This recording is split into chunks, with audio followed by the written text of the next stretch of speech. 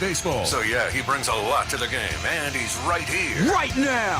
Online at thezone1059.com and on your radio at ESPN 105.9 The Zone. Put it in the books. A win for the home team. Welcome in on this Reaction Monday. Monday. Da, da, da, da, da. Sing along. Yep. Reaction Monday. Welcome in. State got a win. 2-1 by the hair of their chinny chin. Chin! I'm a poet and don't know it. I get a rhyme every time. Hey, is Chris okay? Anybody checked on Chris? Hey, Bill. Bill. When he walked out. Was he look okay when he was able to walk out under his own power? Yeah. Out of the bureau here, the Farm Bureau Insurance Studio, because the last thing I heard just before his show went off the air about 5 minutes ago, the last thing I heard was him choking on something. He could not get out his words. I've never heard a radio show end like that one just ended. Is the host says, anyway, Beaver, and then gone. That's all you heard. And I see the follow-up there text on the Country Pleasing text line from Res Dog. He said, did Chris just die on the air? It's kind of what it sounded like, isn't it? All right, we have a report from Bill that he saw him walking out under his own power, so hopefully Chris is okay. Hopefully he's okay. Well. Will Bednar just struck somebody out again. Another one, and another one, and another one, and another one. He and Sims combined for a College World Series record 21 strikeouts in a ball game. And all I hear is more people looking for every reason to doubt that baseball team that they can possibly find. I'm talking about people getting on the radio, don't even know who they play next. And that's all I hear is negativity. And people looking for a reason. But you know what? A win. Say what? Bunch of haters. A bunch of haters. You know what? A win is a win. All right, get in here and tell me what you think. Y'all can text me, call me, comment on the live stream. If you're in on the live stream, Facebook, Periscope, YouTube, enjoy that late night gathering online live last night after the ball game here in the studio. Although it was about 20 degrees hotter in here last night than it is right now because they fixed the air conditioning this morning. Woo! Thank you, Comfort Engineering, Tupelo, Mississippi. There's a plug. And so I'm not sweating it out in here like I was last night. But thanks for getting in. Sven, the first to comment, he's on YouTube. He says, Monday, one game in the books. What a game it was. Texas had their chances in the ninth, but if you can't finish the job, you will lose the game. Bednar and Sims both outstanding. Hail State, everyone. That from Sven. Anna commented on the live stream. Hail State from the Res. That ain't too far from here, is it? Jonathan on Facebook, hi to you. Dave says, wow, what a game. Hail State, glad my heart got a day to recuperate. LaShawn, same thought there, Hail State. Jason said Bednar was a beast last night. Let's talk about that right off the bat because he was. 15 strikeouts through 6 innings. He was. You may live a long time before you see another pitching performance like that in Omaha. Now, you may not. I mean, there's a great chance Vandy makes it into the weekend and Kumar Rocker or Jack Leiter, either one could go out there and do that against anybody in this field. All they got to have is an on night because if they're just sort of mediocre, they only strike out 12. That's how good they are. But Virginia up next. Virginia, a very interesting story of how they've gotten here. A little bit like NC State, not a host team, a lower seed. You come out of the ACC that Notre Dame won big. Nobody really paying any attention to you, and all of the world they do is just go win and win and win. Now, a little different for NC State, right? Because they go to the Super, they win 2 out of 3 at Arkansas. A little bit different then, for NC State, and then go and they win the first game here in Omaha, so they're up against Vandy tonight. For Virginia, they were a what? Were they a 2 seed or a 3 seed? Virginia was a 3, weren't they? Yeah, pretty sure Virginia was a 3 that went to Columbia, South Carolina, because Old Dominion was the 1. I guess South Carolina was the 2. Virginia was the 3. They win that regional. They jump over into the super regional, win that one against a really good Dallas Baptist team, and then go beat Tennessee yesterday. And so they're in the winner's bracket on the other side facing Mississippi State. And I'll be honest with you, of all the teams that are in there, it seems like I've watched Virginia the least. Watched them a little bit because their super regional went into the next week, and they were on when all the others were over, but just not as familiar with them, it seems like, as some of the others. That's kind of where things stand right now. Let's see. Woodrow. Yeah, that's what happens. Chris Brooks was dissing on the Andy Griffith Show, and that's what happens is you get choked as you're trying to end your radio show. Let me just give y'all some advice. Okay, and I know that Chris and Beaver were, and they're welcome to their opinion. Everybody can have their own opinion. They're welcome to theirs. They don't like the Andy Griffith Show. Let me give you my opinion. Never date someone who doesn't like the Andy Griffith Show. Okay? Let me just put it out there like that's there it is. You know how, like, when you're coming up in church and you're an adolescent and they're trying to get you ready for the dating world, they're preparing you, settle down there, and they say, remember that whoever you date is potentially a mate.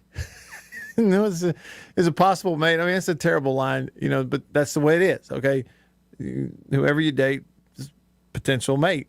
But listen, so for that reason, don't go around dating people that don't like the Andy Griffith Show. There you go. That's my opinion. There's my advice. Take it for what it is. We've all got our own. You say yours on there, and I'll say mine on here. I like the Andy Griffith Show. Nick on the Country Pleasing text line says, we all got to witness the greatest pitching performance in College World Series history.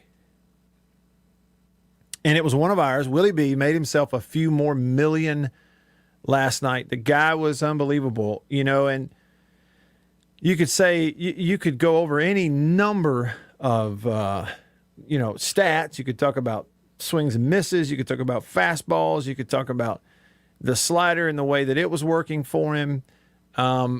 Against the highest seed remaining in the tournament, that's Texas, a 2 seed, the number 2 overall seed, in fact. And to go out there and do what Will Bednar did and to face 21 batters in 6 innings and strike out 15 of them. You just don't see it that much. A guy go out and be that dominant, just everything working perfectly, matched up against a guy who's also a projected first rounder, who was also outstanding for them. Ty Madden in the loss. Madden goes 7 innings, faced 26 batters, struck out 10, 2 runs on 4 hits, and only walked 2. He was outstanding. You give up 2 runs and it's all in one little flurry in 1 inning. It's just Bednar overshadowed it. There ain't no question, Nick, that he earned some money with that one last night. No question about it. All right, let's jump over to the phone. Davini Equipment phone line. Davini Equipment in Madison and in Jackson. Your Kubota dealer, the number 1 Kubota dealer, the oldest Kubota dealer in the U.S. That means they've been doing it better, longer than anyone else. Lynn on line 1. What's up, Lynn? How about it, Matt? Well, we got to see a real pitcher's duel last night. And for all these new baseball fans that like the long ball, I'm sorry about your luck. Wasn't much of that jumping off. But hey, we got a team coming up now since we were through with Texas. We got Virginia coming in. I watched them play Tennessee, and them boys hit the ball about like Notre Dame hit the ball every time they swung the bat. Yeah. You'll see what you thought about that. I think the Notre Dame series is really going to be beneficial for us facing a team that can hit the ball like they can. I'm going to sit back and listen to you, man. Have a good one. Yeah, you too, Lynn.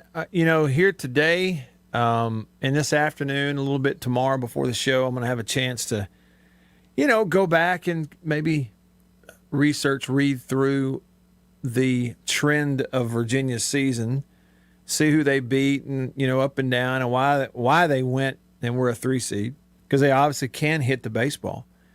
Maybe they're just one of those talented teams that put it together late. You never know. But they do swing the bat really well. The thing about it is, that game yesterday, it kind of all got started when that catcher for Virginia hit that home run. Big old hanging breaking ball that was just stayed up and didn't really bite and dive. It just hung right in the strike zone. And he turned on. It's his first home run of the year. I mean, they hit the ball well, but the guy who got it started for them is the guy who hadn't hit a home run all year long and hits one in Omaha. Not to mention the story that went along with that. I don't know if y'all saw that, but the kid for Virginia who hit the home run, his dad's in the stands, and a year ago, was diagnosed with pancreatic cancer. And so a woman who caught the baseball actually took it, delivered it to him, and gave him the ball. And then they had him on camera, and he kind of broke down. It was just an incredible, incredible moment. Virginia is good, okay? But, I think people who are looking at it objectively, they're there for a reason. They're in the winner's bracket for a reason. They beat a really good Tennessee team. But I'm being serious. I mean, just step back for a minute and look at the entire scope of the events. State gets a 2-1 win, dominant starting pitching performance from Bednar. I mean, show me a scenario that sets up any better for Mississippi State.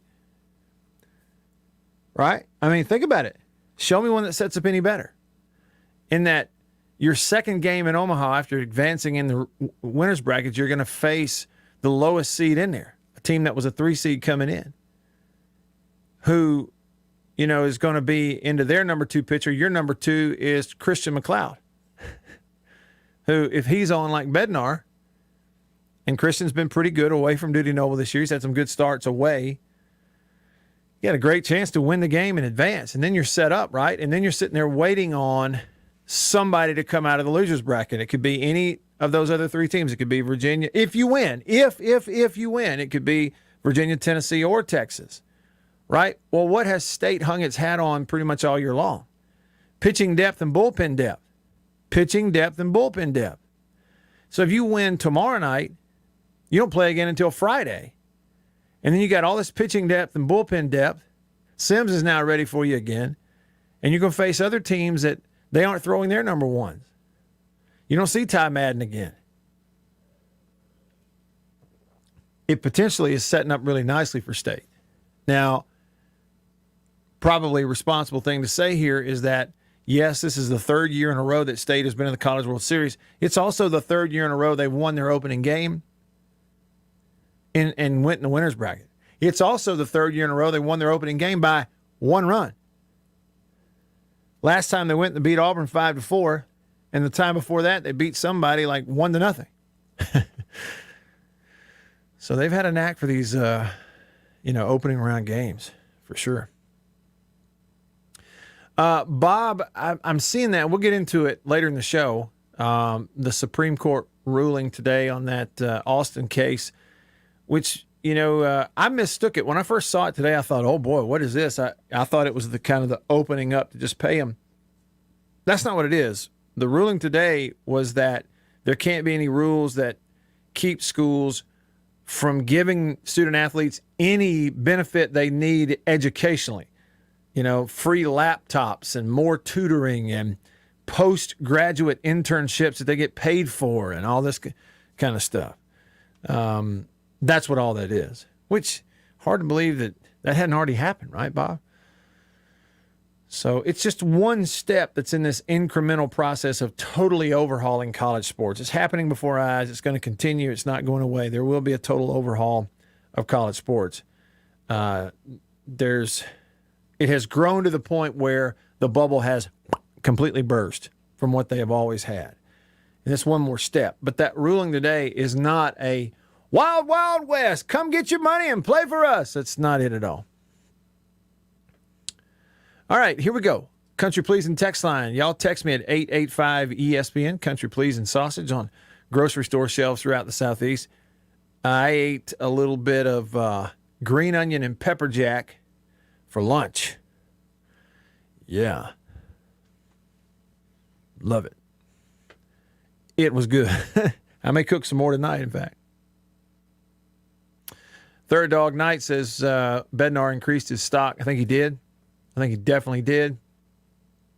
To what degree, I don't know. Now, I will tell you, John Cohen is coming on the show, if everything goes according to plan, a little bit later today former coach, now the AD at State, also played D1 baseball, played a little minor league baseball, and he be able to speak to that. I was curious as I was watching it last night, thinking, in football, a guy that's got all the ability and he goes out and he has a Heisman moment or a big time postseason moment like that, and it really will shoot him up a lot of draft boards. And I wonder about baseball. I wonder if it's the same way, right? Because you play so many more baseball games. It's like the scouts and the teams have such a bigger, broader cross section of work and examples of what you are and what you can do, that I wonder in baseball, does one dominant performance like that, where you're just on that night, does that really shoot you up the everybody's board or not? I'm curious what an insider might say about that. From my perspective, I look at it and go, big moment, first time for him to ever pitch in front of 23,000 people, and all in the world he did is go do something nobody's ever done before. Yeah, that shoots him up the board, but we'll see if I can remember to ask John that when we come back to him later. Andrew texted the show and he says, I'm so glad I don't have to hear 2 hours of hypothetical dad talk. I guess that's what an Ole Miss fan does during the College World Series. Yeah. Well, no two shows need to be the same. Let's just put it that way. And everybody's got a different way of looking at things, and that's why you have different shows. Right? Thanks, Andrew. Unnamed texter says, I really want to enjoy this College World Series without the LSU coaching search distraction. Thoughts on Lamonis' name being brought up now? That's from John. John, I don't think Lamonis is a candidate at LSU. I think that's agent work. They all have agents. Okay, and right now Chris Lamonis is not the highest paid coach in college baseball, but you could argue that maybe he should be. You're like, wait a minute, what did you say? What did you just say, Matt? Did you just say Chris Lamonis maybe should be the highest paid coach? Well, here's what I'm saying. He's coached in the SEC for 2 years, and 2 years in a row, well, 3. One of those being a shortened COVID year. Back-to-back trips to Omaha. You got the SEC Player of the Year. One of his pitchers just did something nobody's ever done before. A combined, one-run ball game where you strike out 21 guys off the team that's the highest-ranked seed in the whole thing left and set a College World Series record. And you're doing it all at a place at Mississippi State with the best fan support. And, well, I say, top. The only other schools that are comparable to State in terms of fan support, they're in a group with Arkansas, LSU, and Ole Miss. Am I leaving someone out? Okay, that's the group. That's the top of the level of college baseball with the best stadium. Okay, he's got that going for him. But they don't have nearly the recruiting advantages that these other schools are competing against. Frankly, look it up, like Virginia, certainly like Vanderbilt, like North Carolina, like Tennessee, like LSU, okay, like Florida. He doesn't have those recruiting advantages. Look at the recruiting rankings. I don't know if y'all realize this or not. According to Perfect Game, listen to me. Listen up. Stop what you're doing and pay attention. Thank you, Ron Burgundy. Listen. According to Perfect Game, the number 1 ranked recruiting class in 2020, Vandy. 2019, Vandy. 2018, Vandy. 2017, Vandy. Number 1 recruiting class in 2016, North Carolina. Number 1 recruiting class in 2015, Vandy. Yet Tim Corbin is the highest paid coach. Who's doing more with what? Chris Lamonis is doing as much or more with what he's got than anybody else in college baseball to this point. And if I'm his agent, you better guarantee I'd have his name in the LSU search, if for no other reason to get him a raise. I'm not an agent. Just describing to you the process. Is Chris a candidate to go to LSU? No. You can go tell them I said it. They don't care what I have to say. And vice versa. John, my advice to you is think for yourself and don't believe everything you read. In fact, believe very, very little of what you read. Beer Slayer said, Will had 15. The umpire squeezed 3 out of him. He really had 18. I was okay with the strike zone myself. And as the game got serious there at the end, I felt like he was consistent. People are there was one call, yes, okay, a ball that was down that should have been a strike. There was another one just off the plate that you're thinking, oh, he's earned that. But in that situation, I don't know that you give him that. I'll be honest with you. There was a lot of criticism of the umpire. That one pitch was definitely a strike. Okay, he called 9 innings. He didn't give him one. I thought for the most part the strike zone was good. And when my guy goes out there and strikes out 15, how am I going to complain about the umpire? DB texted the show, and he said, I didn't see the game, but was there a reason MSU pulled Will Bednar with that type of performance? Yeah, he was at 100 and I can tell you right here, he was at 108 pitches when that happened. And I guess he had, just walked a guy in the 7th. So at that point, Landon Sims is loose. You got to go get him. I thought that was the right move. Okay, and I can't wait to get to some more of your reaction. Text from Dog Tired and Squirrel and Leon and others, and all of your comments, Charlie and Keith and Jonathan, Kimberly, on the live stream. All of y'all coming up as we get started on this Reaction Monday. I'm Matt in the Bureau, the Farm Bureau Insurance Studio. Farm Bureau, go with the home team. Stick around.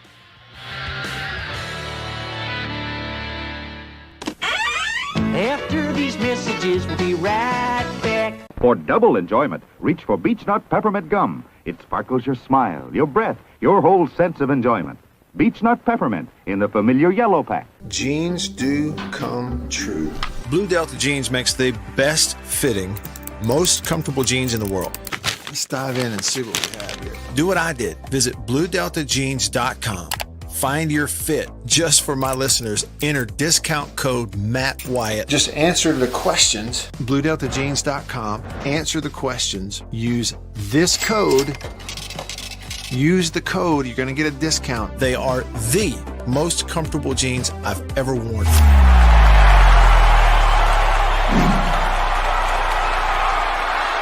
Farm Bureau Insurance stands ready to provide financial relief to our communities in this time of crisis. This includes a one-time credit to all personal auto policyholders, a donation of $500,000 to the Mississippi Food Network, and additional payment options for those hit the hardest, all while continuing to service customer claims as well. But this is the time to go above and beyond. These are a few ways we're keeping the Farm Bureau promise. To learn more, talk to your agent or visit us online. Go with the home team.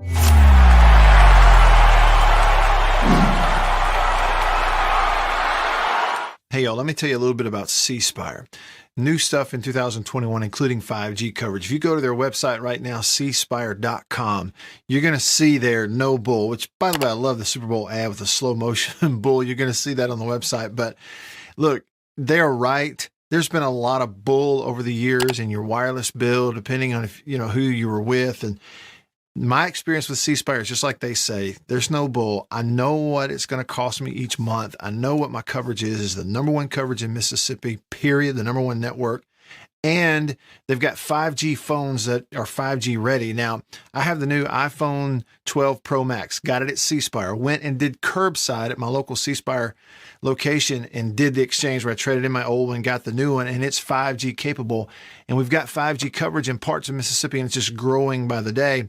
So you really ought to check that out, okay? And in terms of the new phones, you got deals going on those as well. Find those out at cspire.com. C Spire, customer inspired. After these messages, we'll be right back.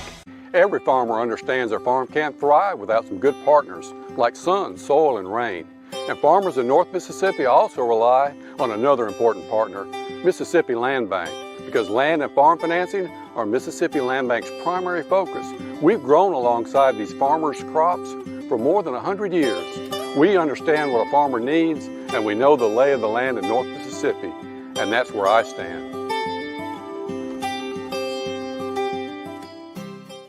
A lot of people in the equipment world things kind of go in trends, I guess, if you want to say it. So kind of the first big thing that we look at when we start evaluating our business is going to be our turf equipment. That's kind of the first big push, because once everything, the water dries up and the grass starts growing, this is what everybody's looking to get. We carry the new REAX stand-up mower. Doesn't look like much, but this thing is, and it costs just as much as zero turn. Not a cheap unit at all. I mean, if you go out there and look at that zero turn, this thing right here, I mean, it's got all your components from your big pumps to your commercial engine to your large steel deck. And these guys were the first ones to make the standard mower. Better buy bird's eye. Better buy bird's eye. Yes, always look for this Bird's Eye Bird, your guarantee of top quality frozen food. And your big Bird's Eye buy this week is Bird's Eye Orange Juice. Easy, you can serve it in a minute. Thrifty, it will save you money. The Matt Wyatt Show. 3 minutes for your life right now. On 105.9 The Zone.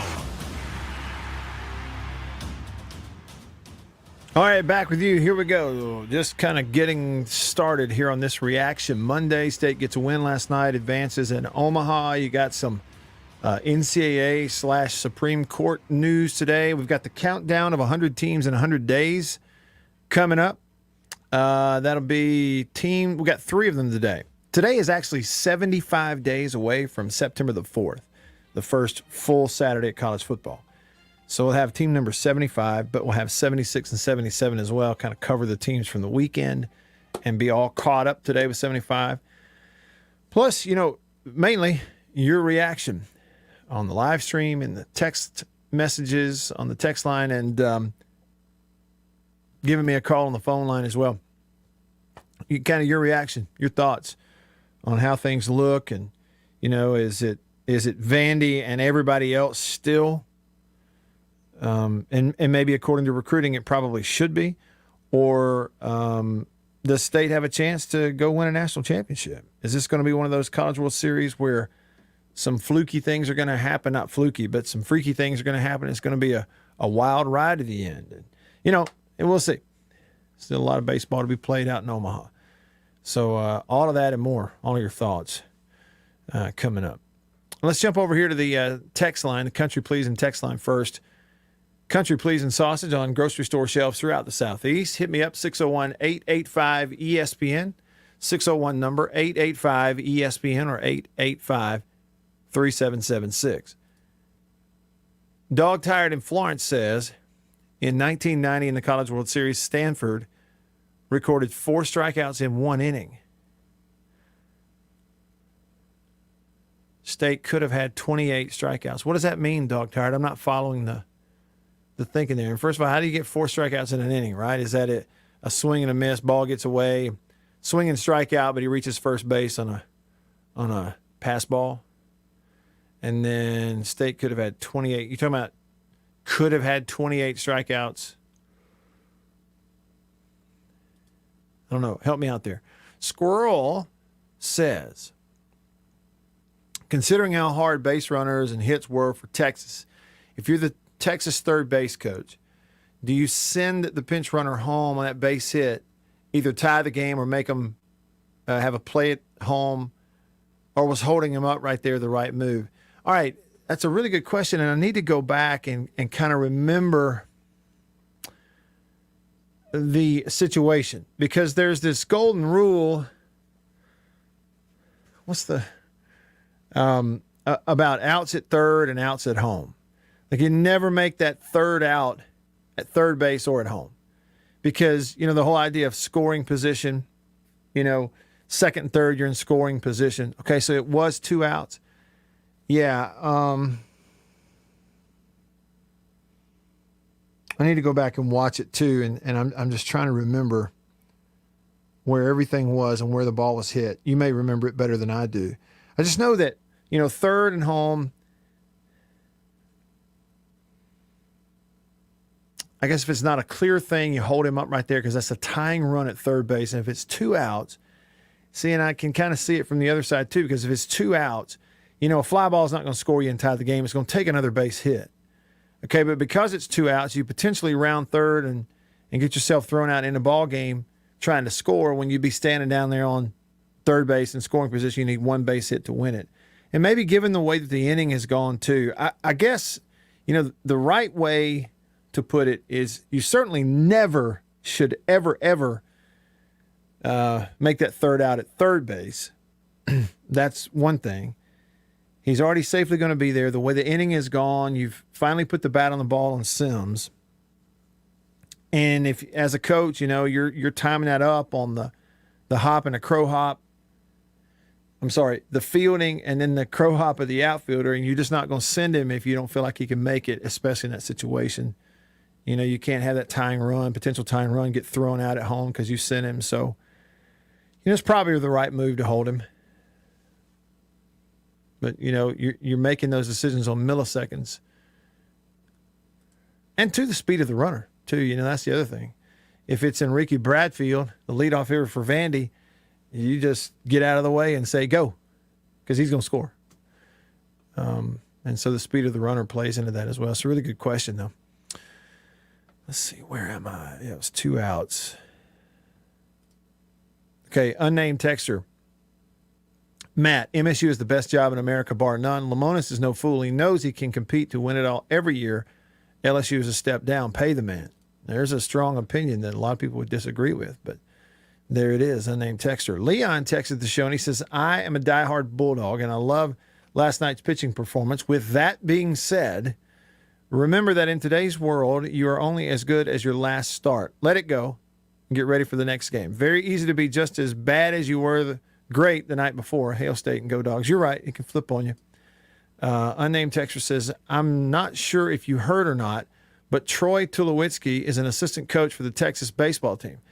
To whomever, I was a little frustrated with that early in the game too. And, we know how this works, right? The TV crews come in there, and it's not so much the guys on the broadcast team. It's the people behind the scenes, the producers. They kind of have, and it's an ESPN thing. You know it, I know it. As fans, we don't like it. We don't want it. They insist on shoving these outside storylines down your throat. It's one thing to mention it. It's one thing to educate the audience that, hey, Tulowitzki is an assistant coach. But it's an ESPN thing. They insist on just cramming it down your throat and cramming it down your throat. They think that's what you want. The game ain't enough. And that's just not true. It's a big mistake they make. We've gotten used to it. We almost we look over it in every ball game that they broadcast because we know somebody behind the scenes producing games for ESPN, that's what they're doing. They think that we as sports watchers, viewers, must have the outside storylines or else we're not going to watch. In fact, it's about the opposite. You keep shoving them down my throat, that's the only reason I won't watch, because I want to see the game. So you knew it. But it was a little frustrating because it's so early in the game. And a lot of times what you're seeing is like, instead of waiting for the game to develop, call balls and strikes and tell me what's in and out and, tell me what's happening in the game. And then within the flow of the game, find the right time to slip it in there. Maybe he's out talking to a batter. Maybe we see him in a dugout, whatever. But they are so insistent on shoving this storyline about Troy Tulowitzki down your throat in the second inning, third inning. They are having to, they don't even pay attention to stuff. Will Bednar is out here. He's at 8 strikeouts and 9 strikeouts and 10 strikeouts. They have to interrupt their conversation about the Texas assistant coach just to mention that Bednar's got 10 strikeouts now. It's terrible. And it frustrated me too. Finally, they got it in. Like, hallelujah. Thanks for telling me the story. I'm glad it took you 2 innings to tell me the story so that now you can get back to the game. Oh, by the way, this kid's setting a record. And once they got in on it, it was great. Once they got their story that they had decided they were going to tell in, it's like watching a Vandy game. Like, Rocker is awesome. He's great. Talk about the pitches he throws. All the other, if I had to hear one more time about Kumar Rocker making the decision to play baseball and how his dad was like, hey, they don't run enough in baseball. How many times? Call the game. That's the only reason we're watching. Don't care. Half the Texas fans don't care that Troy Tulowitzki is an assistant coach. You know why? They already know. The rest of us don't know, don't care. I'm here to watch pitches. So that was a little frustrating. Can you tell? Ernest T said, he said, I thought the home plate umpire was very inconsistent for both sides. The announcers were ripping him pretty good, especially near the end of the game. I'll be honest with you, Ernest T. Outside of that one pitch at the end of the game to Bednar, I disagree with you and them on that. You know, I know they mentioned inconsistent strike zone a couple of times. They're the experts, whatever. I'm watching a game. I watch a lot of baseball. Maybe it's because I've watched so much SEC baseball with such inconsistent strike zones and stuff over the years, but to me, it wasn't that bad last night for either pitcher. Like, I'm sitting there watching. I can pretty much tell what the umpire is going to do. And here's another indication. All right. Yes, again, that one pitch that he should have called it a strike. Bednar bangs the bottom of the strike zone. It should have been strike 3. Didn't give it to him. That was pretty obvious at the end of the game. But to me, it was pretty consistent throughout the game. I just disagree with you, and I disagree with them. And here's one indication. There were several times when Bednar and Sims would maybe miss off the plate. Just not miss, but they're painting the outside part of the plate, just off the plate, right? You don't get the call. And both those guys would communicate with the umpire and go, where was that? That was off? Because they want to tell him, like if it wasn't off, he may say it's up. And they go, well, he's got to think, okay, well, he's telling me that's up. So I was on the plate, but I got to get it down. They're trying to figure out where the call is going to be by asking the umpire. And several times he goes, is that out? He'd go, yeah, it's off the plate. And the pitchers don't throw a fit. Even body language, and maybe it's because they're getting swings and misses, and they didn't want to have any bad mojo, but you see several times they look at the umpire and go, okay, got it. And the dugout's not throwing a fit. One call that was down early, another one that was down late. I thought for the most part the umpire was consistent. I just disagree. And certainly, I give it to him. Most guys in the booth calling the game on TV, they're much more experts about it than I was. I'm just giving you what my eyes saw. Okie doke. There's almost more texts. I'm going to get to a lot of these texts. Promise. Mike, DB, Jacob, Dog Tired, True Maroon, Grumpy, Patrick, Josh, everybody on the live stream over here, Jason and Bob and Chris and Mark and Ginger, Caleb. Do my best. We'll go rapid fire, come back. And then in hour 2, if everything goes according to plan, we'll get to talk to John Cohen as we recap and preview. Y'all stick around.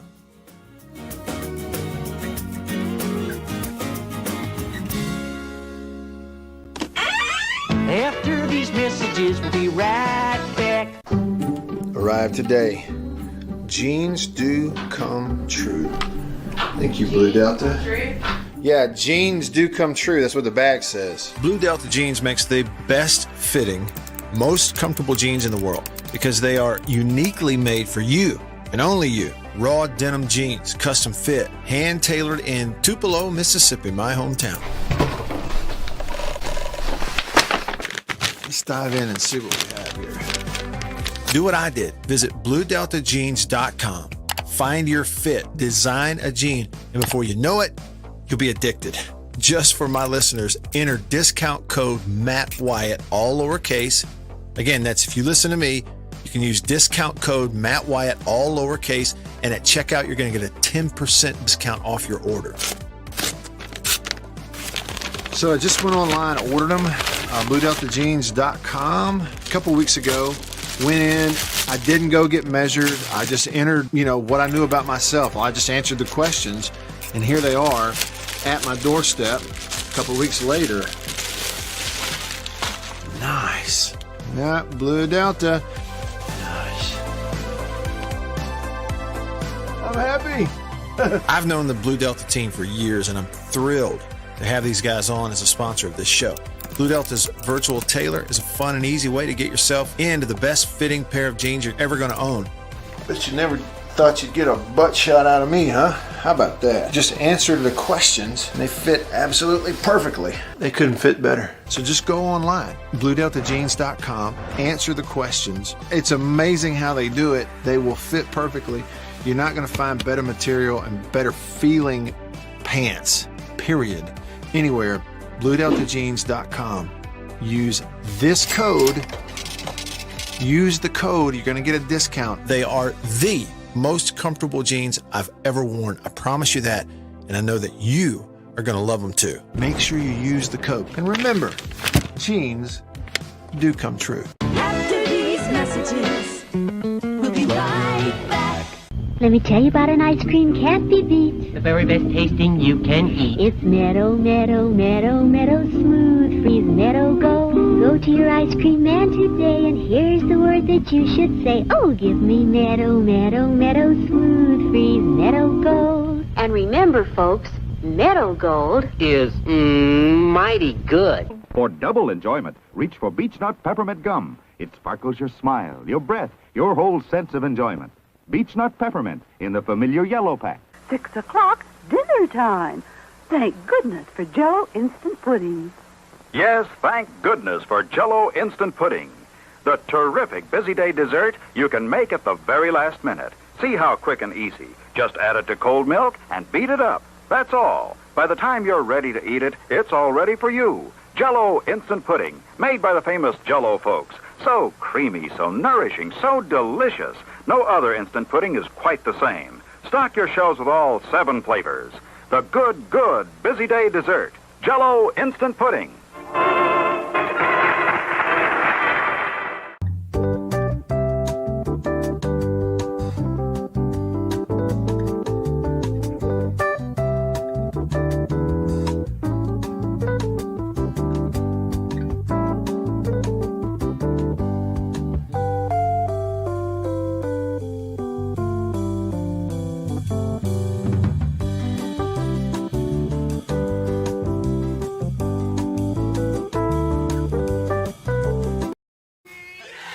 Back to the guy who loves his banana pudding. It's the Matt Wyatt Show. Live in the studio. Online at thezone1059.com and on your radio at ESPN 105.9. The Zone. All right, here we go. Back with you. Rolling along here in hour 1 on this Reaction Monday. I'm Matt in the Bureau. Lots to get to today. Y'all text me, call, comment on the live stream. What do we got on the live stream? Lots of folks saying hello. Charlie said, if that's accurate, Tim Corbin isn't doing the best coaching job. I'm not impressed with the 2021 Vandy team. Really, Charlie? How could you not be impressed with Vanderbilt's team? I mean, Kumar Rocker, they win on a night when Kumar Rocker was not his most dominant, and they still come back win in 12 innings against Arizona. Leiter is up next. He'll pitch tonight. They're 9-hole hitters who did all the damage the other night against Arizona. I think you got to be impressed with them, don't you? Hey, but to each his own, just like we said. Keith said, I heard you get a degree by listening to the Matt Wyatt Show. That's just what I heard. Yeah, Keith, I'll give you a degree. What's your address? I'll send you a piece of paper. I got a printer. What are we going to call the degree? I've got a BS degree. I know what that stands for in reality. Charlie, you do have a point. Now, on the strike call at the end of the game, he said it was low. You say that one strike ends the game, and it would had he gotten the call, but it was, I mean, it's borderline. It really was. Sven says, Kumar Rocker will not win Vandy College World Series this year. He is light years away to be even top 5 in pitching in Omaha. Really? I don't agree with that. I think he's absolutely top. I think Kumar Rocker's top 5, top 3 pitchers in Omaha. That's, again, difference of opinion, but there's nothing wrong with that. Caleb, when we were talking about that situation, do they send him in that situation? Caleb reminding us the rule is you never want the first or no, he says you never want the first out at third or home. Never want the last out at third. Yes, Jonathan saw that. New contract for Mike Bianco at Ole Miss. He's going to stay, and Mike's a really good coach. He's done a heck of a job at Ole Miss for sure, building that program into more than just something. I mean, it's a top 10 type of program in college baseball around the country. Mark said, Mute the game on TV and listen to the MSU broadcast. It'll do wonders for your in-game experience. Well, Mark, here's what it sounded like. Let's see, there are 3 highlights in here. I think there's the hit. I don't know what order, but there's the Cumbus triple, there's a strikeout, and the final call from Jim Ellis on the radio from Learfield IMG College. Ball in the air, right field. Right fielder chasing into the line. Can he get to it? No, it is a fair ball. It's bouncing around in the corner. Hancock's around third and will score a triple for Cumbus, and the Bulldogs have a 2-run lead early here in the ball game. Strike 3 called. He struck out the side for the 3rd time in the ball game. Struck out the side in the 2nd, struck out the side in the 3rd, strikes out the side in the 5th. Bednar has been exceptional. 2 balls and no strikes. 2-1 Bulldogs lead Texas. A base hit would tie up the ball game. Extra base hit might win it. The 2-0 coming. Ground ball to the right side. DeBrule scoops it and throws it. And the Bulldogs win it by a final score of 2-1. And those are your calls from Jim Ellis, Learfield IMG College, on the radio last night from Mississippi State from Omaha. To Squirrel's question about sending the guy from third with 2 outs there to try to tie the ball game as opposed to holding him up, NWR Mike said no, it would have been an easy out at home.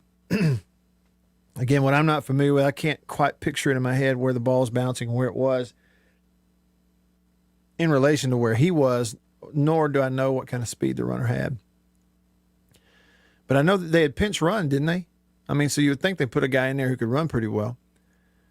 DB said coaches also have to know the ability and limitations of their players, talking about sending the guy or not. It's like I said, if it's, the extreme example is if it's Enrique Bradfield from Vanderbilt, maybe go ahead and send him. Even if it looks like he can't make it, maybe go ahead and try it because he might make it. Fastest guy in Omaha. And that's just people. I'm not just talking about baseball players. I'm just talking about people. He's the fastest guy in Omaha that we do know about him.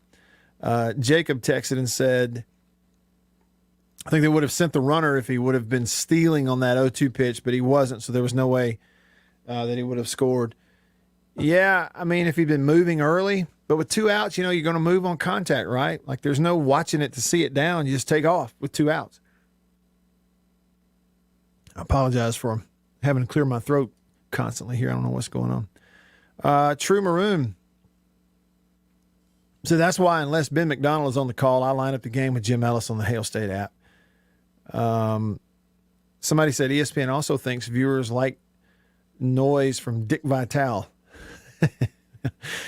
Grumpy texted, he said, also, Matt, I hope things will work out that Braylon Skinner will get a chance to bat to get a hit and build his confidence. Enjoyed your ESPN editorial. Look, all I'm saying is I appreciate, let me categorize a couple things. I appreciate all the content on ESPN. I am glad that we have it.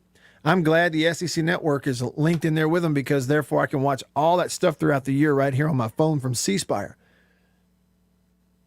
And every baseball game and every basketball game and anything else I want to see, it's there. I appreciate the constant content, and I appreciate the history of ESPN, and it appeals to me because I'm a sports fan. Heck, I played games that were broadcast on ESPN. I appreciate all of it. I'm just saying now there's a split, a going off on a tangent, so to speak, equivalent in terms of producing these games. I want you to do something. Here's some homework. Not everybody has time for it, I get it, but I'm dead serious about this. Okay? This goes for anybody who's a regular listener to this show, and you know who you are. On the live stream, guys like Sven and Will and Caleb. On the text line, guys like, Dog Tired and, Grumpy and True Maroon and all of y'all, Squirrel. Do this. Homework. I want you to pull up on YouTube Keith Jackson calling the 1986, I'll look it up here and make sure. I believe it's the 1986 Iron Bowl. Keith Jackson, before he started calling games on ABC with Bob Greasy, He actually called games on TV with Frank Broyles, the at that time retired Arkansas coach. But I want you to go back and watch that. Watch an old Keith Jackson television broadcast. It was the best there is for college football. Football is the sport we're talking about here. But you're going to notice something when you watch it. I'm not going to tell you what it is. Your homework is to do that. Get on YouTube, search Keith Jackson Iron Bowl. And I think it's like the 86 Iron Bowl will come up. Watch it. Let's get back to here together tomorrow and discuss it, okay? And I'm making a note so that hopefully I won't forget tomorrow to come back and see what your thoughts on it are, and we'll talk about broadcasting. You want to see how it's supposed to be done? Go watch that. Josh texted the show. He said, I thought the strike zone was really consistent, save for one pitch each for Bednar and Sims that could have been called strike threes. They both looked like they were in the same spot, getting strike calls all night. Lynn says, Matt, are we really bashing the umps when there were over 30 strikeouts in the game? And like you said, he told them where it was last night. He says, LOL, it wasn't that bad. It just wasn't. I mean, I've seen a lot worse, more inconsistent strike zones. I thought it was actually pretty good. Somebody else texted and said probably one of the most consistent strike zones State has had all season. I agree with that. Coffee Norman says, Matt, State had two players accounting for 7 strikeouts, I believe. Logan Tanner and Clark, I believe, struck out 4 and 3 times respectively. Just saying, in a close game, State did a little more putting the ball in play. That they struck out by pitching numbers versus the hitting strikeouts seemed to be big, even when just forcing a defense to make a play. It was a percentage point or two in a game that tight. Now it's a 2-1 game, so we don't have to look at it to know that there's like a swing or two that's different. But that's, you're right. You know, there was some strikeouts there, but you know, a timely hit. Basically, you're looking at, you know, stringing a couple of hits together versus their guy in one inning, which they never did against the State pitcher until the 9th inning. And by that time, they had run out of outs. And still Sims able to get the ground ball to end the ball game. With the tying run at third and the winning run at first base. So it's just like that game was a difference of a couple of at-bats. Dog-tired in Florence says he's glad Ole Miss ponied up the money to keep Mike Bianco. So the LSU on to the next one. Mansplain says, I really don't pay attention to who does color and play-by-play, but KP is one of my favorites. Me too. Kyle Peterson, he's outstanding, I think, on these ESPN college games. He's my wife's favorite. Anytime the game's on and he's calling it, she likes when Kyle Peterson's on there.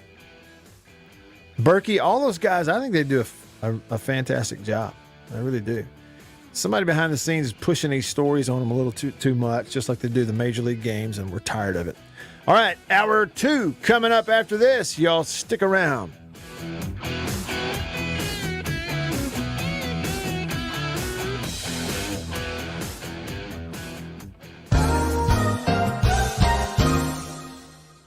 Farm Bureau Insurance stands ready to provide financial relief to our communities in this time of crisis. This includes a one-time credit to all personal auto policyholders, a donation of $500,000 to the Mississippi Food Network, and additional payment options for those hit the hardest, all while continuing to service customer claims as well. But this is the time to go above and beyond. These are a few ways we're keeping the Farm Bureau promise. To learn more, talk to your agent or visit us online. Go with the home team. After these messages, we'll be right back.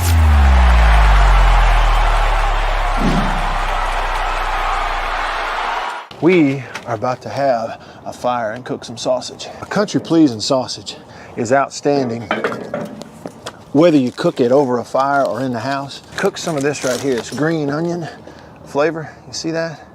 But this right here is my favorite, the maple flavor. And this is great for breakfast. It's awesome cooking it in the house because it makes the whole house smell good. Oh yeah. Let's eat country pleasing sausage, the best, hands down. If you go to countrypleasing.com, you can actually order this and deliver it to your house. Country pleasing sausage, hands down, the best. Trust me. Davini Equipment, Spring Ridge Road in Jackson, Highway 51 in Madison. Hey y'all, let me tell you a little bit about C Spire. New stuff in 2021, including 5G coverage. If you go to their website right now, cspire.com, you're going to see their no bull, which, by the way, I love the Super Bowl ad with the slow motion bull. You're going to see that on the website. But look, they're right. There's been a lot of bull over the years in your wireless bill, depending on if, who you were with. And my experience with C Spire is just like they say, there's no bull. I know what it's going to cost me each month. I know what my coverage is the number one coverage in Mississippi, period, the number one network. And they've got 5G phones that are 5G ready. Now, I have the new iPhone 12 Pro Max, got it at C Spire, went and did curbside at my local C Spire location and did the exchange where I traded in my old one, got the new one, and it's 5G capable. And we've got 5G coverage in parts of Mississippi, and it's just growing by the day. So you really ought to check that out, okay? And in terms of the new phones, you got deals going on those as well. Find those out at cspire.com. C Spire, customer inspired. After these messages, we'll be right back. Jeans do come true.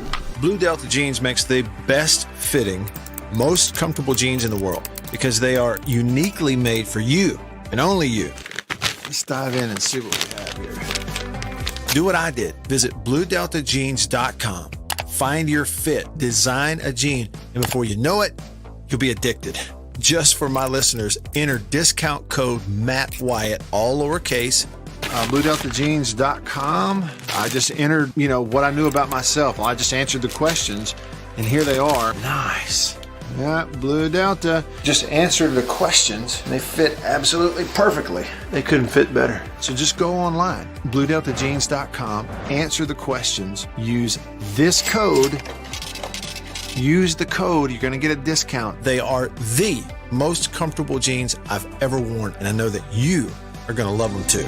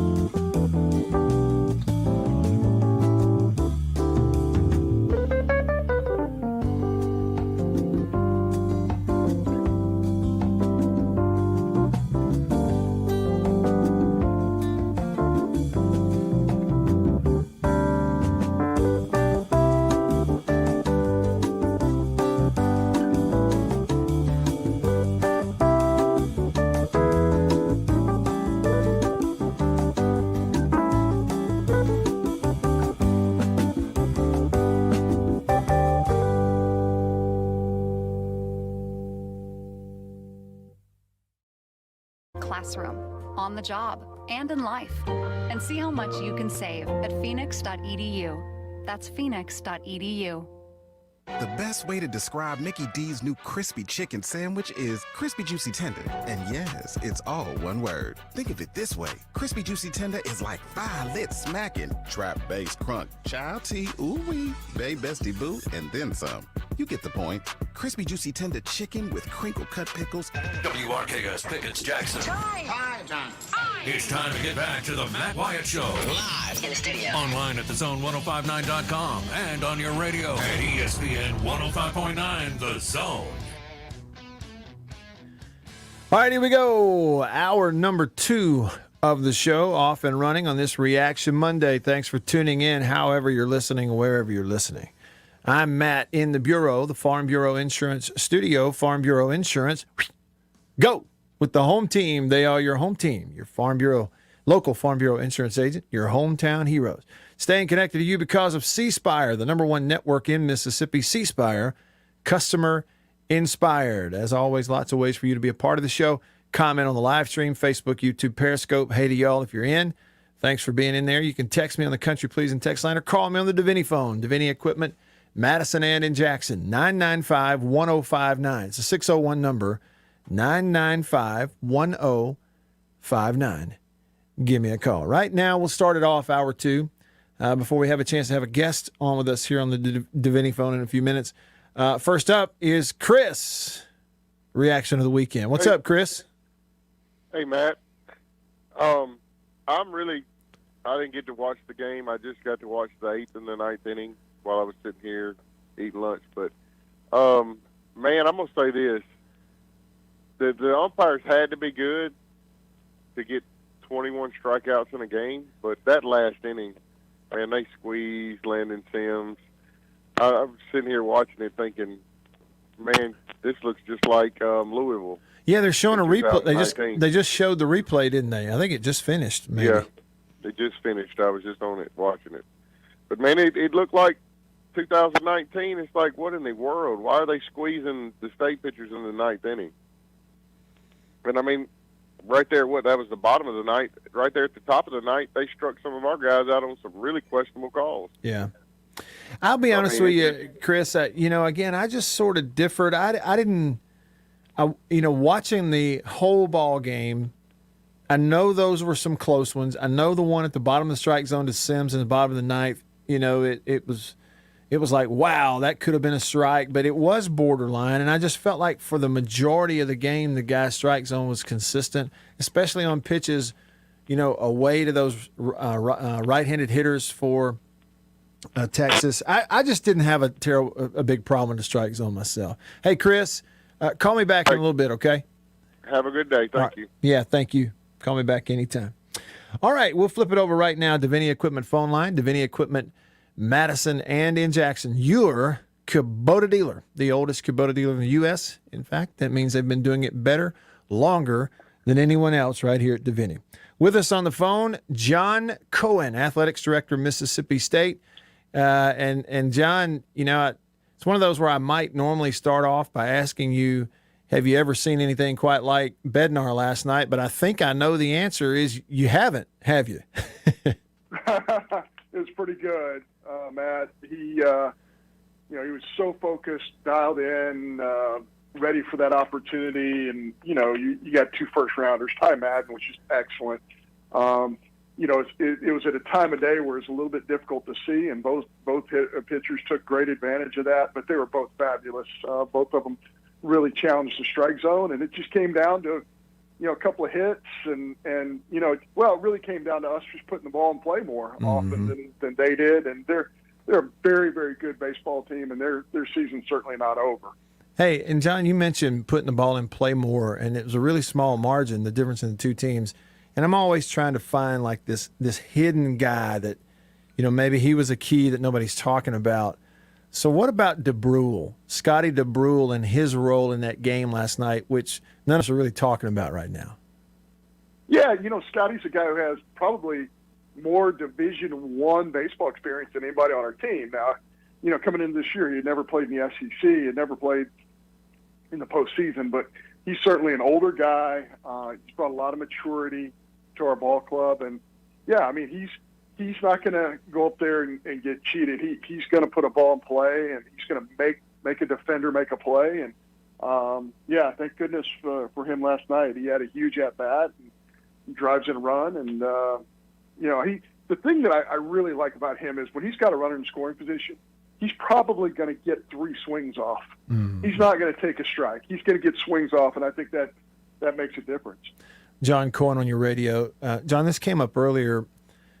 You know, going into yesterday, Bednar projected in most everybody's first round.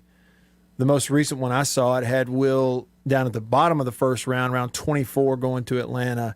And somebody asked this question earlier, and I'll pose it to you. You've got all the baseball experience. In baseball, in the sport of baseball, can one performance like that he had last night on that stage in front of 23,000 really shoot him up a lot of draft boards? You better believe it. I mean, it can absolutely change your deal a little bit because, you know, scouts are looking for how kids perform in the biggest moments, and obviously he shined last night. I don't know what his TrackMan measurements were last night, but I'm just going to assume that his four-seam fastball had ridiculous RPM on it, and yeah, I think he really elevated himself. The slider was good, the location was great. You know, it really pure velocity isn't the deal anymore. It's spin rate, and you know, his spin was just excellent because, you know, Matt, we've had this conversation before. When you're a hitter your entire life, a ball is flying toward you, and to some degree the ball drops. It sinks a little. Ball wasn't sinking last night. It's staying on plane, so you're just going to miss underneath it all the time. And when you have that skill, then it just makes your breaking ball twice as effective. John, I hope this is a fair question because it's out here in the public on radio, and it's about, you know, your baseball coach, and he's in the middle of, you know, trying to go win a championship. But what do you make of the job that Chris Lemonis has done and is doing managing this baseball team right now? He's done a fabulous job, and listen, I think in some regards, you know, he hasn't gotten enough credit for what he's doing. And the first thing he did is, you know, kind of assemble a staff that's phenomenal as well. Gotro and Foxhall and of course Cheesebro, those guys have done an amazing job. You know, there's a great amount of discipline on this ball club. There's great leadership. There's great teaching going on. There's great evaluation, great recruiting. These guys are very, very good at what they do. And of course, Chris is not just a knowledgeable guy, but I think people don't understand how intense Chris is. You know, just because you're not a yeller, screamer, you know, idiot like a John Cohen or somebody, that doesn't mean you're not intense, and it doesn't mean that you're not really into it. And Chris certainly is. And our kids not only respect him, but I think you see them play really hard for him as well. And I just think he's done an outstanding job. You know, that comes across maybe as just an internet thing. He's in the middle of coaching in Omaha, so certainly it would, you know, lead you to believe there's not been any conversations. But I think a rumor popped up yesterday that tried to connect Coach Lemonis' name to that LSU job. Can you comment at all on if you've heard from them or heard anything about that? Yeah, you know, I mean, you in this day and age, you're not going to say anything is impossible. Yeah. I think everything is possible. He's certainly, you know, somebody whose name should be connected with those types of things. But, you know, we're in the process of really doing some positive things for his staff and for him as well. So we look forward to having a long-term relationship with Chris. I think he recognizes what a great situation Mississippi State baseball is. And, I think we're going to have a great long-term relationship. I think he's looking forward to bringing in outstanding classes, and you know, we're making real progress on adding to an already, you know, first-rate facility, which is the premier facility in the country. So yeah, I'm not going to say anything's impossible. I don't ever disregard anything, but at the same time, I think, you know, we're all committed to a long-term relationship with Chris Lemonis. John Cohen, Athletics Director, Mississippi State, on your radio right now. So let's go baseball mode here, John. It's Virginia, it's Mississippi State tomorrow night, and McLeod presumably on the mound. What's he got to do to win that game? Yeah, I think he's got to challenge the strike zone. He's got to land that breaking ball, and he's had success doing that. There's no secret. He's a little bit more of a fly ball guy, so we need that wind to turn around, and I think it will by Tuesday night. We need that to turn around a little bit for us. Yeah. We got to defend behind him. But the biggest thing is we just can't give up free runners. If he is challenging the strike zone over and over again, I like where we're going to go with this thing. If he gets behind and walks people, that's going to be a little bit of a challenge for us. So I think the elements are going to help us. I think we're in a position to, one of the great things about Chris's ball club this year, if you look, every time we've had a trouble scoring runs, the next game we've come out and scored runs. And I think, again, that's a real credit to Chris and to Gotro and to Cheese. They're getting a lot out of a group of hitters. I keep hearing the ESPN commentators talking about an experienced SEC lineup. Once you get past the first two guys, there really isn't any experience, not in terms of SEC play or postseason in the NCAA. So you're dealing with 7 guys who really don't have a lot of experience at this level. But I think we're getting a lot out of this lineup, and I think they're poised to have some offensive success. Well, and yeah, I mean, Tanner Allen goes in there and goes 0 for 4 last night. And talking about some of those inexperienced guys, I mean, this is the first year through any of this for a guy like Cameron James. And, John, how big was that leadoff walk for him where he's laying off? He sees the spin. He didn't chase the breaking ball, draws a leadoff walk, and he's the one who gets a scoring started that eventually wins you the ball game in that one inning. Yeah, Cameron James is just gets better every time he goes out there. And, again, another guy, never played in any SEC baseball. I think a year from now he's going to be one of the premier players, not only in our league but around the country, because he's learning how to have bat discipline. He is doing a much better job defending the breaking ball, which is really what all those quality players have to do. They have to figure out how they're going to handle the breaking ball early in their career.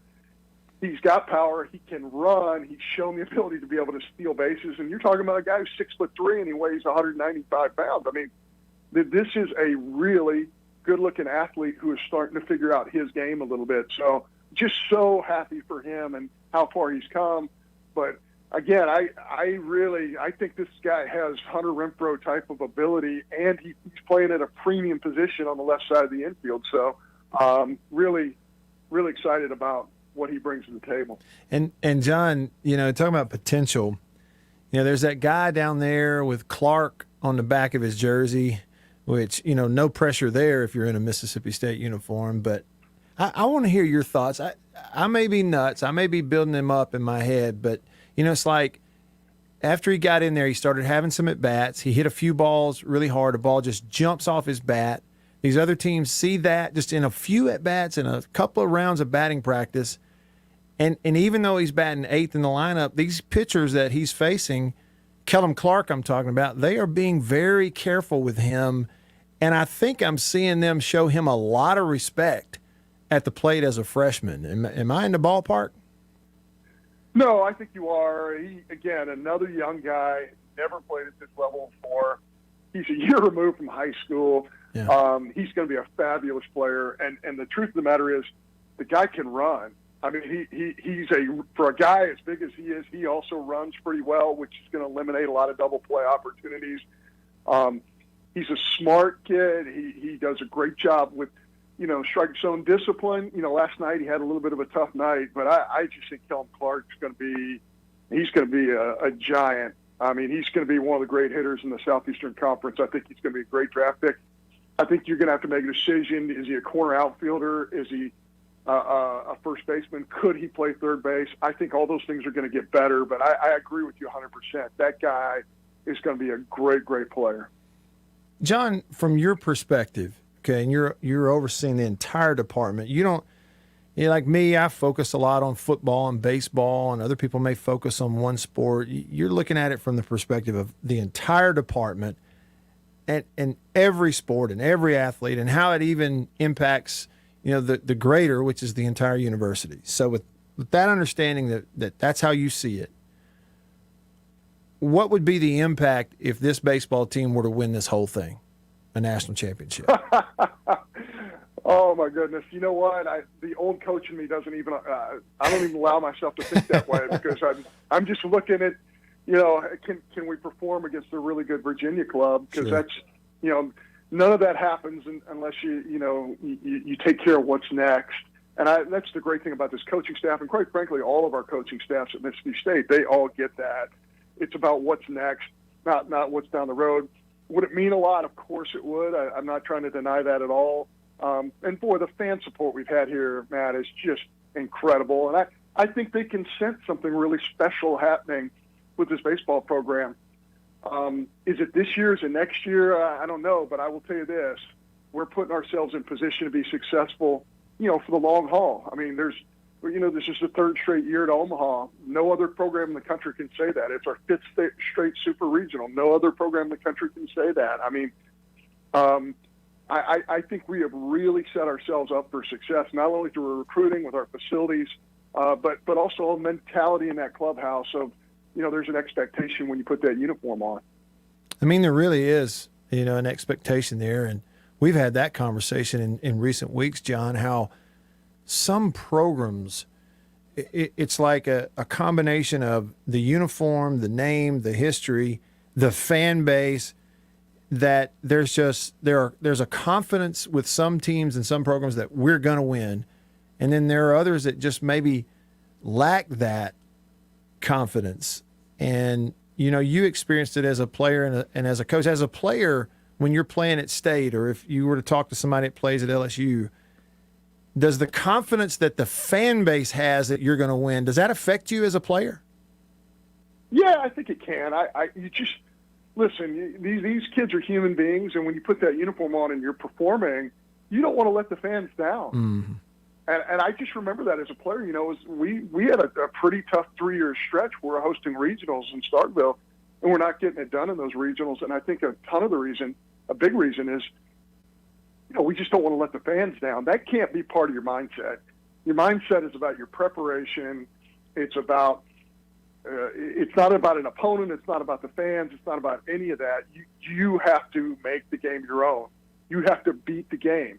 You have to compete with the game. When those other things enter your mind, it can be really destructive. So I think before and after a game, and even during the game, I think our fans do a great job of lifting our players up.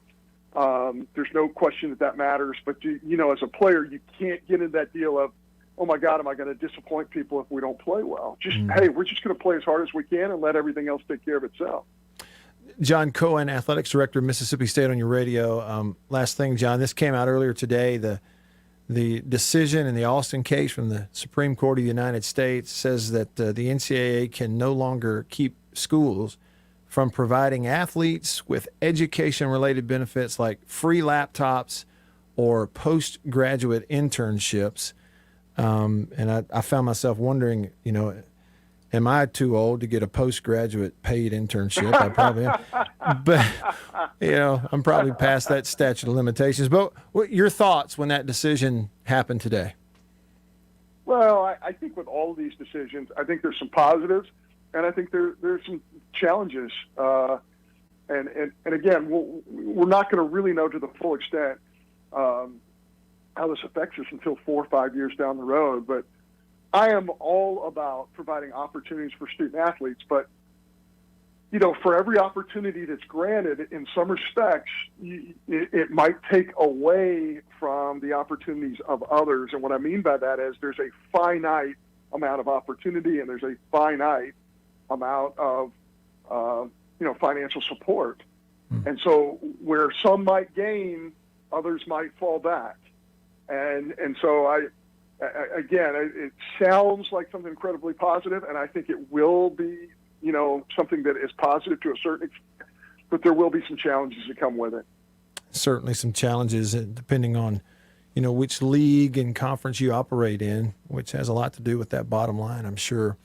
John, really do appreciate some time here today. I know you, just like us, are excited to watch another baseball game in Omaha, and that'll be here before we know it. Thank you so much. Thank you, Matt. Hail State. Hail State. Talk to you soon. That's John Cohen, Athletics Director, Mississippi State.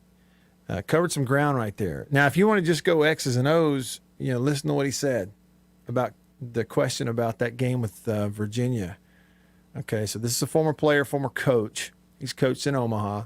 He knows the game. He knows it backwards and forwards. He's forgotten more about the game probably than you and I know. And I heard him say free bases. Okay, so he's talking about McLeod hitting the mound for State tomorrow night against Virginia and going, if he's competitive in the strike zone, make him swing the bat and hit the ball. Combine that with, we need that wind to turn around. He's a fly ball pitcher, so you don't want the wind blowing out like it was last night. That could be trouble. But, wind cooperates, and he's competitive in the strike zone, doesn't walk people, right? And doesn't get behind where you're in 3-1s and you got to deliver strikes and serve it up and say, hit it if you can, and the spin's there. Then he could really have some success against that Virginia lineup. And then here's the other thing, and I didn't get to this with John. Doggone it, I ran out of time. I was going to ask him if he believes in the law of averages. You can call it what you want, the law of averages or whatever. It's just averages are averages for a reason, right? And so when you take a guy like Tanner Allen, think about this, y'all. He goes 0 for 4 last night. How many times this year has Tanner Allen gone 0 for 4? Right, like he's batting 390 something coming into the game. So it ain't many. The whole year, 50-some-odd games, is not many that he's gone 0 for 4, if any. Okay? So I think most times that law of averages kicks in. And when it kicks in, you just won a game with Tanner Allen going 0 for 4. He ain't going 0 for 4 much in these ball games. All right, he's about to give you some hits. And it's good that you win a game, he goes 0 for 4, get that one behind you, because it probably means when that average kicks in, he's going to have one of those 4 for 4 nights and make up for it somewhere here along the way. Just a theory. I'm Matt. We're just getting started in hour number 2 in the Bureau. Stick around.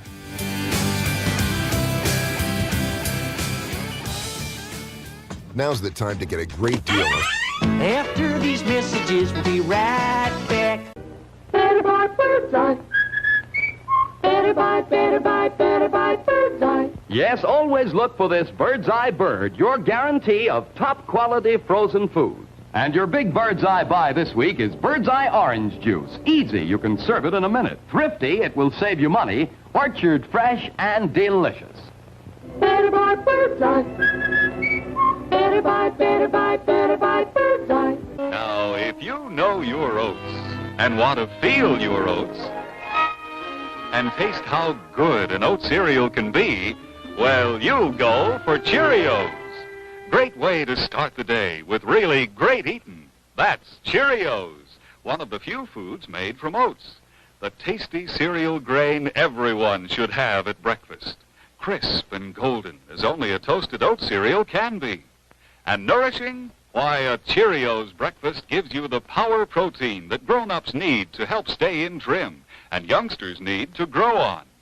Toasted oat goodness, toasted oat flavor, a delicious power breakfast. That's Cheerios. Let me tell you about an ice cream can't be beat. The very best tasting you can eat. It's Meadow, smooth, freeze, Meadow, go. Go to your ice cream man today, and here's the word that you should say. Oh, give me Meadow, smooth, freeze, Meadow, Gold. And remember, folks, Meadow Gold Is mighty good. For double enjoyment, reach for Beech Nut Peppermint Gum. It sparkles your smile, your breath, your whole sense of enjoyment. Beech Nut Peppermint in the familiar yellow pack. 6 o'clock, dinner time. Thank goodness for Jell-O instant pudding. Yes, thank goodness for Jell-O Instant Pudding. The terrific busy day dessert you can make at the very last minute. See how quick and easy. Just add it to cold milk and beat it up. That's all. By the time you're ready to eat it, it's all ready for you. Jell-O Instant Pudding, made by the famous Jell-O folks. So creamy, so nourishing, so delicious. No other instant pudding is quite the same. Stock your shelves with all 7 flavors. The good busy day dessert. Jell-O Instant Pudding.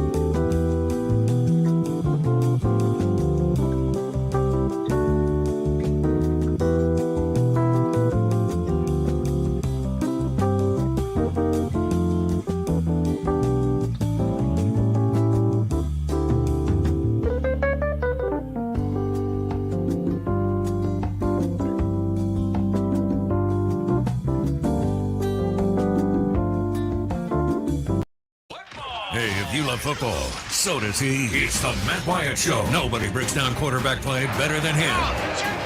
And he's right here, right now, online at thezone1059.com and on your radio at ESPN 105.9 The Zone.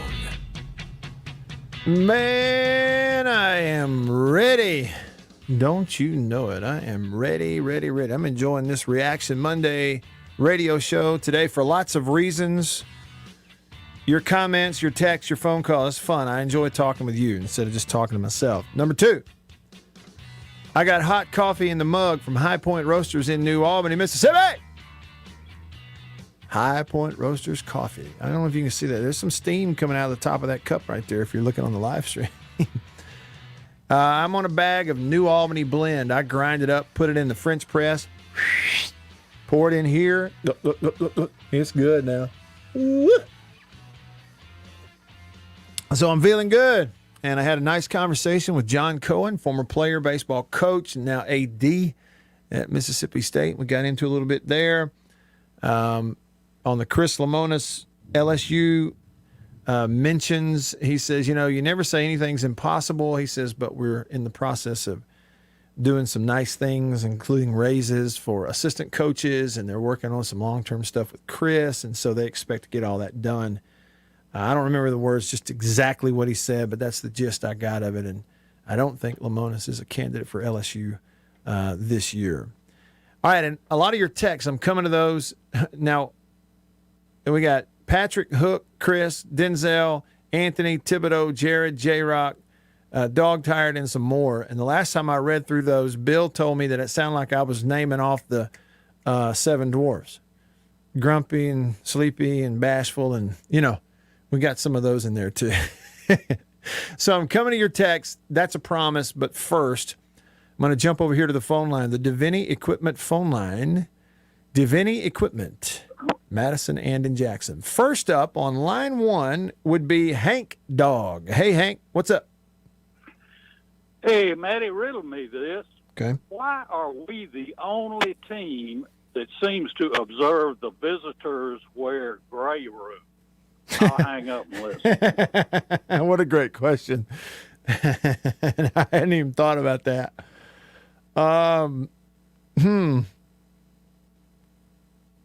Yeah, because let's see. I was watching a replay of that Tennessee versus Virginia game yesterday, Hank, and Virginia was the visitor, and they had on white pants and orange jerseys. I guess it's like you can pick a secondary color, but you're maroon and white, and so white is your home uniforms, so you're not going to wear all maroon for your road uniforms, right? So gray, you're just wearing your roads. It's sort of a traditional thing. I'll say it's probably this is my take on it. It's probably a combination of 3 things. Number 1, gray has begun to work its way into the Mississippi State uniform repertoire throughout other sports, football as well. Okay. And, number 2, it is,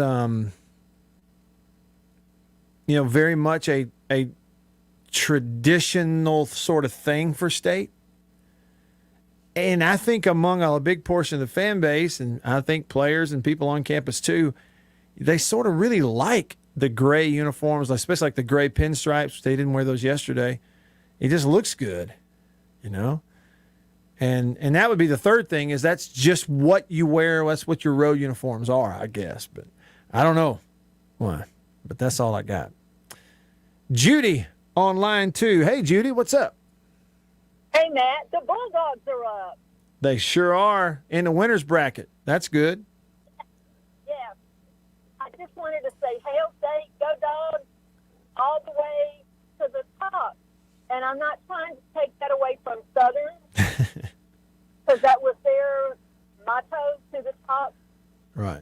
It's time for the Bulldogs to make it all the way to the top at the College World Series. And like one of our players has said, bring the trophy home. There you Where go. it belongs. There you go. Thanks, Judy. Maybe it'll happen. We'll wait till tomorrow night, watch them play Virginia. They still got to pitch and play well and hit and all that kind of stuff.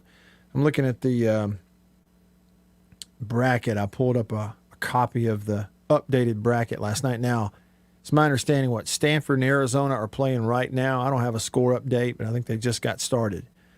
But, here are the ifs real quick, Judy. If State can win tomorrow night on Tuesday night against Virginia, they immediately advance to Friday, where they'll be sitting there on Friday waiting on somebody to come out of the loser's bracket out of a Thursday game. So, again, if State wins, they go to Friday, Virginia would slip down a loser's bracket. Virginia would then play whoever wins between Tennessee and Texas, and then the winner of that one comes out to play Mississippi State. And if State can win Tuesday night, they're sitting there on Friday playing that game, and if they win that one, that's it. They're in the finals. And the other if is if State loses tomorrow night to Virginia, Virginia then is the team that's one win away from the finals, and State would have to fight through the loser's bracket and play a bunch of games in order to get into the finals. So, there you go. Look here. Who was it that actually told us we hadn't heard from him in a little while? Here we go. Buttermilk biscuits, here we go. Sip the flour, roll it, go. The man who likes buttermilk biscuits, Chicken Hawk on line 3. What's up? Hey, man, hashtag Hail State and a buttermilk biscuit with some syrup on it. And buttermilk biscuits. I hear you, man. What's up? Hey, man, look at here. Last night, brother, there was some biscuit throwing going on last night. There was some schooling going on last night, Bubba. Hey, I had to say that for both teams there. But, hey, a man, Ben Dar, look at here, 15. I wanted to see him. Boy, I see, Coach went to hollering the first time, hey! He didn't hear me. Went and chunked that first ball. Look, he tore out the dugout then. But he was stolen. He was finna grab him by the back of the drawers and make sure he didn't throw there another pitch. You know what I'm saying? He was a little bit upset that the umpire didn't hear him, that, hey, I'm going to the mound. That's good. That was like Coach Cohen talking about him, not being that enthusiastic like he used to be. Hey, he got enthusiastic about that deal. It didn't take him long, but just a short minute, did it? That's right. Well, and the difference is Coach Lamonis gets hot under the collar like that. He'll let the umpire know it, and then, then he's done with it. He just goes out to the mound. Cohen would absolutely stare a hole through that umpire with those little sunglasses on he used to wear. You remember that? He just laser beams.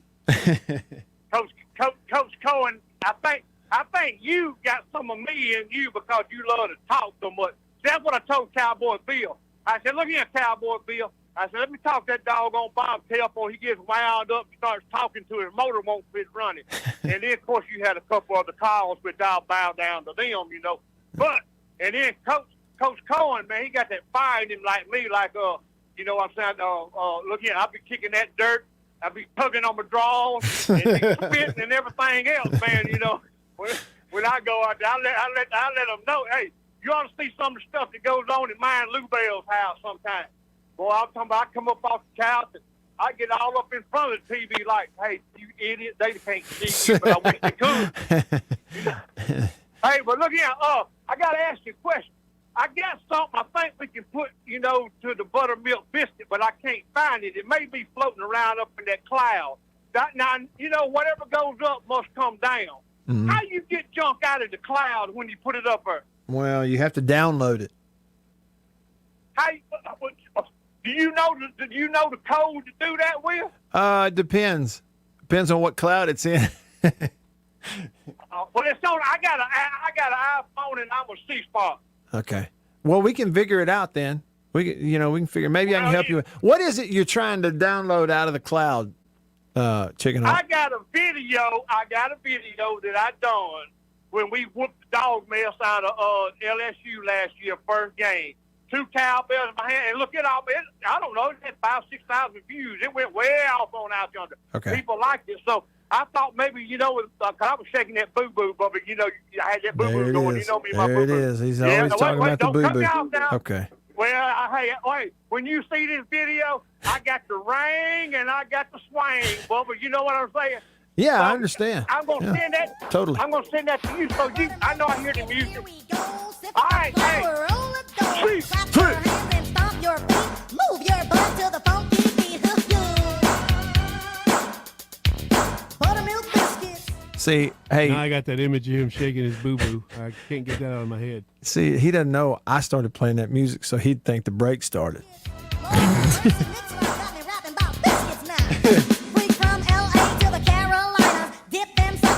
Yes, sir. He likes them buttermilk biscuits. We do too. That's a good way to put it. He said there was some biscuit throwing going on last night in that ball game. There sure was. Yeah, now that would be good. I remember that video, Chicken Hawk, of you dancing around after State beat LSU in football, and if I had it, I could get it worked up to the song Buttermilk Biscuit. Thanks for the call. Bill, do we have time for one more? We need to hang on the phone call. You might get a quick one in. Okay, 30 seconds. About a minute. Well, there's the music. There's the music. Well, just wait. So if you're on the phone line, just hang on. We'll get to you in a bit. And Patrick, Hook, Chris, Denzel, Anthony, Thibodeau, Jared, J-Rock, Dog Tired, all y'all and more on the text line coming to your stuff. Just stick around, would you? Hang out for a minute. I'll be right back.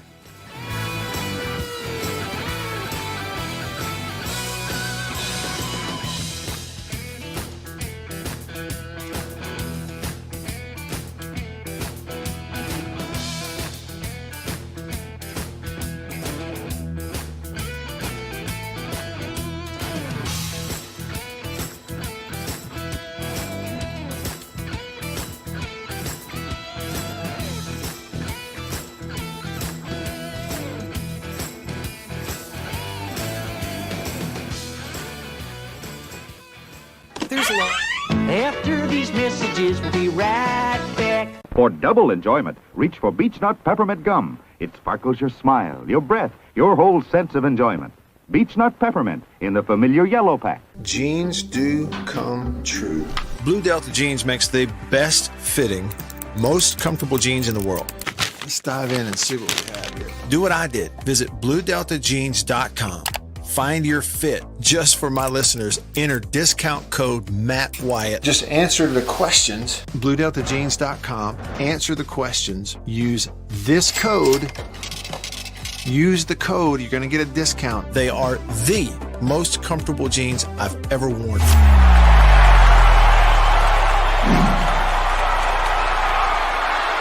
Farm Bureau Insurance stands ready to provide financial relief to our communities in this time of crisis. This includes a one-time credit to all personal auto policyholders, a donation of $500,000 to the Mississippi Food Network, and additional payment options for those hit the hardest, all while continuing to service customer claims as well. But this is the time to go above and beyond. These are a few ways we're keeping the Farm Bureau promise. To learn more, talk to your agent or visit us online. Go with the home team.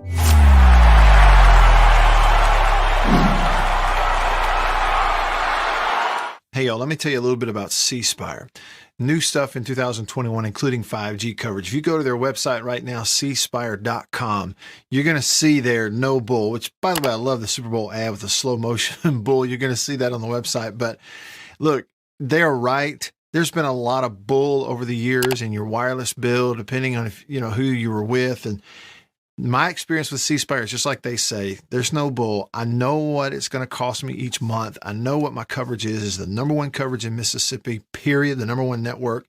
And they've got 5G phones that are 5G ready. Now, I have the new iPhone 12 Pro Max, got it at C Spire, went and did curbside at my local C Spire location and did the exchange where I traded in my old one, got the new one, and it's 5G capable. And we've got 5G coverage in parts of Mississippi, and it's just growing by the day. So you really ought to check that out, okay? And in terms of the new phones, you got deals going on those as well. Find those out at cspire.com. C Spire, customer inspired. After these messages, we'll be right back. Every farmer understands their farm can't thrive without some good partners like sun, soil, and rain. And farmers in North Mississippi also rely on another important partner, Mississippi Land Bank, because land and farm financing are Mississippi Land Bank's primary focus. We've grown alongside these farmers' crops for more than 100 years. We understand what a farmer needs and we know the lay of the land in North Mississippi, and that's where I stand. A lot of people in the equipment world, things kind of go in trends, I guess, if you want to say it. So kind of the first big thing that we look at when we start evaluating our business is going to be our turf equipment. That's kind of the first big push, because once everything, the water dries up and the grass starts growing, this is what everybody's looking to get. We carry the new Wright stand-up mower. Doesn't look like much, but this thing is, and it costs just as much as zero turn. Not a cheap unit at all. I mean, if you go out there and look at that zero turn, this thing right here, I mean, it's got all your components from your big pumps to your commercial engine to your large steel deck. And these guys were the first ones to make the standard mower. Better buy Bird's Eye. Better buy Bird's Eye. Yes, always look for this Bird's Eye Bird, your guarantee of top quality frozen food. And your big Bird's Eye. Let's go! Let's go! Go! With more of the Matt Wyatt Show. The guy who, if he's not talking sports, he's fishing for bass, okay? But he's right here, right now. Online at 1059.com and on your radio at ESPN 105.9. The Zone. All right, here we go. Back with you. Getting set to wrap up hour 2, and a lot to get to, including a phone call. First, Patrick said some of these guys don't know baseball. Kumar could come out his next start, throw a perfect game. Or come out not able to hit the broadside of the barn. It's baseball. You guys just never know what's going to happen. Hook texted the show, and he said, what position does Cumbus play in football? He's huge. He was a tight end. It's my understanding this past spring he was moved to defense. So he'll be a defender pass rusher coming off the edge, something like that if he comes out and plays football. Chris texted. He said, hey, Matt, if he would have taken off running right out of the box, do you think there would have been a chance of an inside the park, in your opinion? Maybe a chance of it, yeah. Cumbus, when he hit that triple, off the bat, he thought for sure it was going to be foul and stop. Like he swings the bat and just looks at it and thinks it, and then the wind hits it. Here it comes back in, and he's like, oh, I got to go. So he takes off, and because it rattled around down there in the corner, he's able to get to third base. Had he just booked it out of the box, maybe so. Maybe they wave him in there and give him a chance to have a play at the plate. We'll never know, will we? I don't know about y'all. We're getting thunderstorms up here in North Mississippi. Thunder and lightning. My lights are flashing. Better grab your hat and hold on to it. All right, over here on the Davini phone, Davini Equipment in Madison and in Jackson, we have a caller on line 1 who we're not sure about the name. What's the name there, caller? Oliver. Oliver. Okay, Oliver, what's up? Well, I got 2 quick questions. Hopefully you'll be able to have that football thing again at the Char in Jackson again, because yes. I enjoyed coming. And then 2, my basic question is that I can't seem to find the answer for is why don't only a few of them wear their name on the back of their jersey, like Mangum, Tanner Allen, Rowdy Jordan, and the other ones, and Sims, but everybody else don't. Well, Oliver, that second question, it's my understanding that certain uniforms they wear have their name on the back, like if they're wearing this particular, like the road grays that say state in the front, it'll either have the names or it won't. But I don't, unless something happened and they needed to change into a different jersey, they're either the whole team has the names on the back or the whole team doesn't, one or the other. It's just only the I know Mangum always had his name, and I've seen every game I watched, Rowdy Jordan or Tanner Allen has had their name on the back of their jersey. And then I noticed last night that everybody had their name on the back of the jersey last night, I guess because it's at the College World Series. Yeah. I don't know. That's something I hadn't paid attention to. That's curious. Now you're going to have me looking for it, Oliver. And I'm going to be looking to see if I see it. Well, I've been trying to find the answer myself. And the only thing I can find is it seemed to be it's per SEC team that you can allow what players want their name on the back of jersey. That's just what I've been able to. I'm going to have to open my eyes and pay attention. That's something I've not paid attention to, but I'll try to look and see. Oliver, thanks for the call and appreciate the question. Yeah, maybe we can get together this summer and have some of those football film study dinners again. Maybe we can pull that off. It took a little bit of planning last time, and then, of course, in 2020, COVID, so we canceled everything. We'll see if we need to pick those back up. I'll get with the homecoming queen. She's the planner. She is definitely the planner and the organizer. Denzel texted the show and he said, Matt, whether we win the national championship this year or not is one thing, but I'm getting serious 2013 College World Series vibes with this team. If we win Tuesday, I think we see Texas on Friday. I would think Texas comes out of it, if State can win on Tuesday, but, we'll see. One thing about this team, State's team, it's amazing how they have found at different points of the season different ways to win games. They just haven't been the same team every time. They win through the regional and super regional rounds without dominant starting pitching. They win in all kinds of other ways. Then they go to Omaha, win a game with dominant starting pitching on a night they score 2 runs. They just figure out some way to win the game, battle in every way. It's like they get into the ball game, cool, calm, collected, figure out what's happening, how are we going to have to win it, and go win it that way. It's pretty incredible. Anthony texted and said, I can live with the umpiring from last night's game because it was consistent for both teams. The only pitch I questioned was the first pitch to the last guy, Bednar face, that he walked. The ump had called it a strike the whole game. Some people felt the same way too. Okay. Football. 100 teams in 100 days, and I'm about to do 3 teams in about 5 minutes, which means I got to go fast.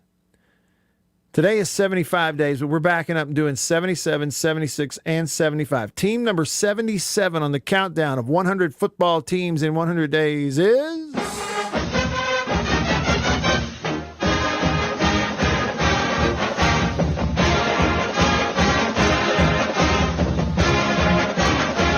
That's Western Michigan, the Western Michigan Broncos.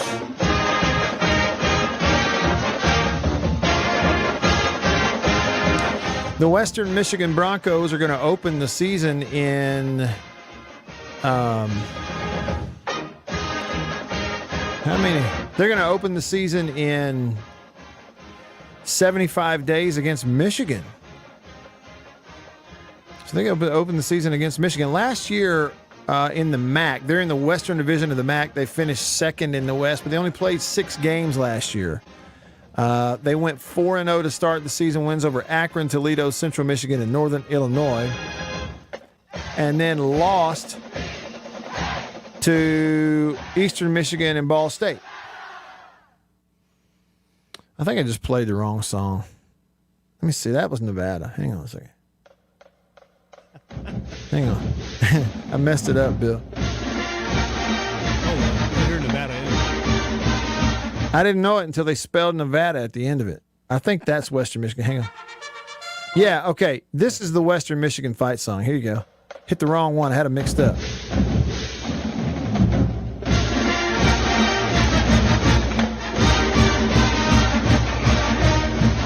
Okay, there you go. For whatever it's worth. Any famous Western Michigan alums that we ought to know about? How about Luther Vandross? Oh, yeah. Luther Vandross. Yeah. I like it. And Tim Allen. Oh, yes. From Home Alone. Yes. And Last Man Standing. And so yeah. I am so glad to know that. Mm-hmm. Terry Crews, who's the host of America's Got Talent. He went to Western Michigan? Yeah. Very Bruce cool. Campbell, who's an actor. You probably remember him from that movie where he wore the chainsaw on his arm. Oh, yeah. Or the chainsaw became his arm. Right. We have Greg Jennings, who was with the Packers. John Saunders, sports journalist. We all know him on TV. Right. John Offerdahl from the Dolphins, and Jim Bouton, who was with the Yankees. That's some of the famous ones from Western. Awesome. Hey, Bill, let me give you a heads up, too. The power's blinking here. I don't know why. Uh-oh. Now, I should be good to go because my thing has a battery on it over here. Yeah. Just in case, but I'm just kind of giving you a heads up as we get close to the bottom of the hour. At least that part will stay on, but we don't know about your computers. It may not. But we'll make it through one way or the other. Okay, team number 76 on the countdown is Cal from the Pac-12. The Cal Golden Bears.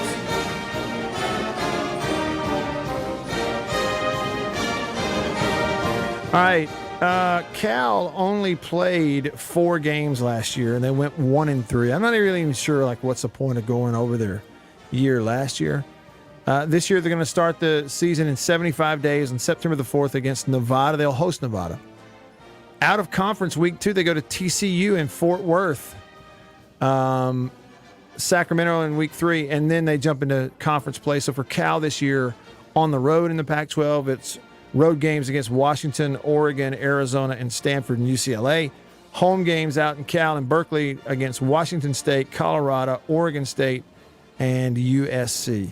I would imagine Cal's got a few, like Marshawn Lynch and some others that we know. Steve Wozniak, co-founder of Apple. Oh, yeah. Chris Pine, actor. He was in some of the Star Trek movies, played Captain Kirk as a young man. Okay. Earl Warren, Supreme Court Justice. Jerry Brown, old Moonbeam. He was the governor of California 2 times. Yeah. He went to school there. Gregory Peck of Gregory Peck. Oh, yeah. Okay, that's going way back. Have you ever seen the Dilbert comic strip? I know you have. Dilbert comic strip in the newspapers? I do remember, yes. Scott Adam, the man who does Dilbert, he went to school there. Aaron Rodgers went to school there. Okay. Marshawn Lynch. Colin Morikawa, the golfer we just saw him in the U.S. Open. Yeah, okay. Jared Goff from the Rams. Okay. Greg Gutfeld, a host on Fox. That's right, Jared. I'd forgotten that Jared Goff. And you mentioned Aaron Rodgers, right? Well, you talk about a couple of quarterbacks that came through there. And, of course, they played Ole Miss a couple of years ago. So that's team number 76. Team number 75, which today is actually built 75 days from September the 4th. And team 75 is Nevada, who will play Cal to open the season. Nevada went 7-2 last year. I believe Hal Mummy's son is on the offensive staff running the offense out there at Nevada. And they're going to open at Cal week 1. This is Nevada. Idaho State week 2. Week 3, they go to Kansas State. Week 4, go to Boise State. How about starting your season that way? 3 out of the 4 for Nevada to start the season on the road, at Cal, home against Idaho State, at Kansas State, and at Boise State. Nevada stepping up the competition. And I did find one famous person you might know from there, Harry Reid, U.S. Senator. He went to school. Really? Yeah. Well, now that is cool. Good old Harry. Hadn't heard from Harry in a while. He was always in the news there for a few years. He had a little malfunction with an exercise machine. Mm-hmm. He sure did. That'll wrap it up. If you leave us, have a great night. If not, stick around for hour 3. After these messages, we'll be right back. Arrived today. Jeans do come true. Thank you, Blue Delta. Yeah, jeans do come true. That's what the bag says. Blue Delta Jeans makes the best fitting, most comfortable jeans in the world because they are uniquely made for you and only you. Raw denim jeans, custom fit, hand tailored in Tupelo, Mississippi, my hometown. Let's dive in and see what we have here. Do what I did. Visit BlueDeltaJeans.com. Find your fit, design a jean, and before you know it, you'll be addicted. Just for my listeners, enter discount code Matt Wyatt, all lowercase. Again, that's if you listen to me, you can use discount code Matt Wyatt, all lowercase, and at checkout, you're going to get a 10% discount off your order. So I just went online, ordered them, BlueDeltaJeans.com a couple weeks ago. Went in, I didn't go get measured. I just entered, what I knew about myself. I just answered the questions, and here they are at my doorstep a couple weeks later. Nice. Yeah, Blue Delta. Nice. I'm happy. I've known the Blue Delta team for years, and I'm thrilled to have these guys on as a sponsor of this show. Blue Delta's virtual tailor is a fun and easy way to get yourself into the best fitting pair of jeans you're ever going to own. Bet you never thought you'd get a butt shot out of me, huh? How about that? Just answer the questions and they fit absolutely perfectly. They couldn't fit better. So just go online, BlueDeltaJeans.com, answer the questions. It's amazing how they do it. They will fit perfectly. You're not going to find better material and better feeling pants, period, anywhere. BlueDeltaJeans.com. Use this code Use the code. You're going to get a discount. They are the most comfortable jeans I've ever worn. I promise you that. And I know that you are going to love them too. Make sure you use the code. And remember, jeans do come true. After these messages, we'll be right back. Let me tell you about an ice cream can't be beat. The very best tasting you can eat. It's Meadow, Meadow, Meadow, Meadow Smooth Freeze Meadow Gold. Go to your ice cream man today, and here's the word that you should say. Oh, give me Meadow, Meadow, Meadow Smooth Freeze Meadow Gold. And remember, folks, Meadow Gold Is mighty good. For double enjoyment, reach for Beech Nut Peppermint Gum. It sparkles your smile, your breath, your whole sense of enjoyment. Beech Nut Peppermint in the familiar yellow pack. 6 o'clock, dinner time. Thank goodness for Jell-O instant pudding. Yes, thank goodness for Jell-O Instant Pudding.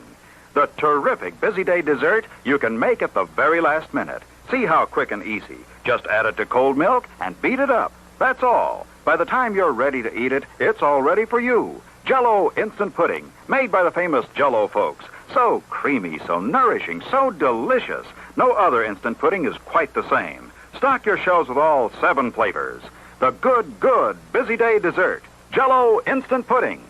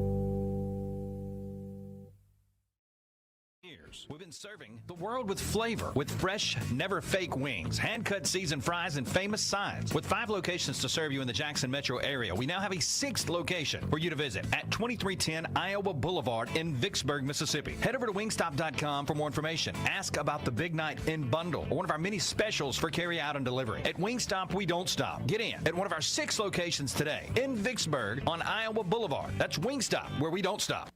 This is WRKS Pickens Jackson. Live in the studio. Live and local. This is the Matt Wyatt Show. Talking about sports from around the world and right here at home. Streaming to you at the Zone 1059.com and on your radio on ESPN 105.9. The Zone.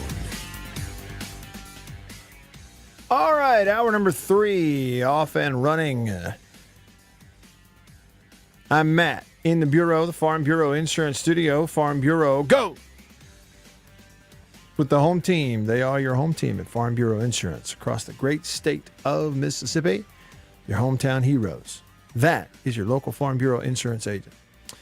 Hour 3 of the show every day is presented by Overstreet Properties in Starkville. So take my word for it. If you're going there to Starkville for anything residential, like you're moving there permanently, need a place to live, that. Yeah, just need a condo, place to stay for the weekends, that. Have a student to leasing an apartment, needs to lease one, place to live while you're going to school there. Anything residential, go to Overstreet Properties in Starkville, and it's overstreetproperties.com. Type that in, click it, and then you have the contact info right there. You ought to be off and running. Okie doke. Good. Now, here in hour 3, I'm going to do a couple things for you. I want you to be able to hear what Chris Lemonis and Will Bednar said after last night's win over Texas. Okay, so I'm going to get you that audio coming up. The other thing is got a little flashback here in the sports world, something that happened on this day back in 1986 that shocked everybody. All right, and so I'll give you that as well. But also want to get to the texts, some of those that are left over from hour number 2 that I didn't get a chance to look at and address in hour 2 here on the text line from Anthony and Thibodeau and Jared and J-Rock and Trez and Jason and Grumpy and Dog Tired and many, many more. Okay, so all of that's coming up. But first, though, let's start the hour off. I want you to hear it, all right? Last night, a 2-1 win. Bednar sets a record in a 9-inning game, strikes out 15 Texas hitters. He and Sims combined for a College World Series record 21 strikeouts in a 2-1 win. State advances in a winner's bracket, which they've done 3 times in a row now. In the 3 times that they've been there, they've won that first game. It's a big deal, you know, especially on their side of the bracket, just trying to get into the finals. It looks like whoever from State side of the bracket gets to the finals is going to match up with Vanderbilt. Then it's like, good luck with that, with their pitching. But still, you get there, anything can happen, and that's the whole point, is to get there and see if you can make something happen. So for right now, let's jump into that. I want you to hear, first up, Chris Lemonis post-game last night with reporters after the win over Texas. Good evening, Coach. We'll start with an opening statement, and then we'll move on to questions. Man, what a college baseball game. I just walked in. I was telling some of the guys, you're going to look up in a couple of years and see all those guys pitching in the big leagues. Just some special arms, special competitors on both sides.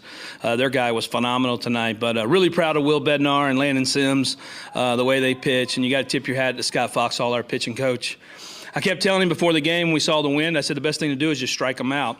And he was able to do that. And I really did make that comment, but he was our pitchers were phenomenal tonight. Coach, why don't you talk about Will's performance tonight while I try to figure out what's going on here? Okay. I thought Will was excellent. He was able to command the fastball throughout the zone. And, man, once he got that slider going, it was just hard to sit on either pitch. And he competed. He fell behind in some counts. He was able to get back in there and win counts when he fell behind, which I thought was huge as the day went on. And just gave them no momentum all day long. He was just really good. So this is just one of those grinded out, kind of just tough it out ball games. I mean, you know, this has kind of been typical for you guys all year long, just to kind of find a way to hold on late. Do you think this kind of speaks to your team's toughness? I do. I mean, it's there was never a loose moment in the game to where you felt like, oh, we had this game. You're playing on the edge of your seat the whole game. And I feel like that's been our entire season for the most part. Every game is close and every game is tough. And man, the talent and the arms that were out there tonight, nobody could break away from each other. Coach, this was a game, obviously, where runs are going to be hard to come by even with the win. Just talk about your offense, just scratching something out, starting out with a base on balls by Cameron James. And I thought that, he threw some really good sliders to Cam in that at-bat that he laid off of. And he had chased the same pitch in the at-bat earlier. And then the huge hit by Luke. And then, just being able to put balls in play. I mean, I think one of the positives, I joked our defense, I felt like they were the best part of the game tonight. But the reality, it was hard to play defense out there. Fly balls were landing, Cumbas's ball lands, Rowdy's ball lands. I mean, it was just tough to play D out there. And so, fortunately for us, we picked a night where we were going to strike out a lot of guys. And us putting balls in play, gave us that cushion. I'm unmuted, Chris. I know. I said that for you, so.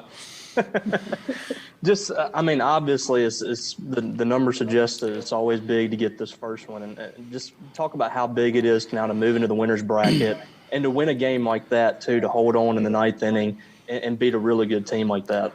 Well, you're just trying to get every win out here. I mean, we knew, obviously the numbers speak over the years that winning game one is huge and gives you the bigger advantage. But you're just trying to win games out here. and every opponent's tough, and we're going to play a great Virginia team here in a couple nights. And but that's why we use Landon the way we did. Usually we bridge him a little bit more, but we just felt like at that point of the game, with the middle of the order up, that he was the guy to go to, and he did a tremendous job.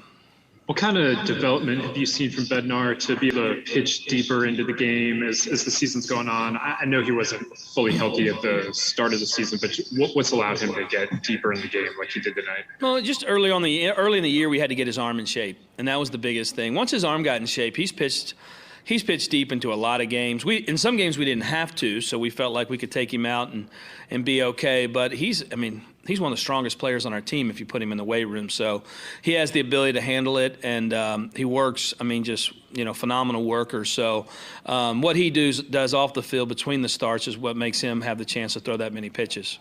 Chris, I think it was that fifth inning that Will was out there, and there was a beach ball or something, and as they got it, he didn't even budge. Like he didn't move a muscle on the mound. He was just locked in. You've seen him have several performances that were really, really good, but from a mental standpoint, did you notice something different? Was he just locked in, maybe more so than ever today?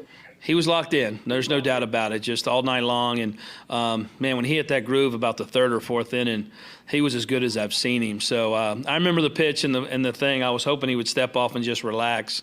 But he was ready to pitch, and you got to be able to handle. We've talked all week about being highly focused, and I guess that's the epitome of being highly focused. He didn't come off that rubber, and he stayed locked in. But there's distractions out here. You got to handle things, and we did a really nice job tonight as a whole.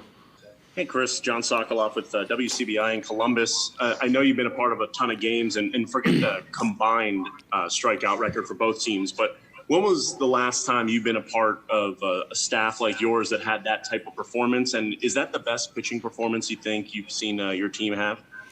Yeah, that's at the top of the list. I tell you, it was pretty impressive against a really good team. Texas is good. They've been hot lately. I grabbed Will after the game. I handed him a game ball, and I just told him, I said, man, that's one of the better performances ever here. 6 innings, 1 hit, 15 punchies. How many guys come here and done that because the talent level is so high? And this is the night the wind was blowing out. Some nights your pitchers are pitching great because the wind's blowing in, but tonight the wind's blowing out. He just didn't give them any swings all night long. Yep, John Niatawa with the Omaha World Herald. Coach, could you just kind of take us through how you managed trying to make the decision of when to go to Landon Sims and because Bednar was so good, it was like you probably didn't want to pull him if you didn't have to. How'd you make that decision? So, we knew we had Landon ready for the last 9 outs, but we ran Will back out there. The 5th inning the 6th inning, Will was really good. And then when we ran him back out in the 7th, the velo was down. So he went from 92, 93 to he threw a couple 87s and an 88. Actually, we felt like he threw a really good 3-2 pitch, but he walked the guy. And then I'm trying to get to the top step and go out there, and my catcher goes ahead and calls a pitch, and that's how he goes 0-1. It's just hard to get everybody's attention out here. So Landon was lucky to come in and have an 0-1 count. But when we see stuff fall off, and then we felt like, we may have used another arm, but being in the middle of the lineup there with those big power hitters, and those guys are really talented, we wanted Landon to pitch against their best.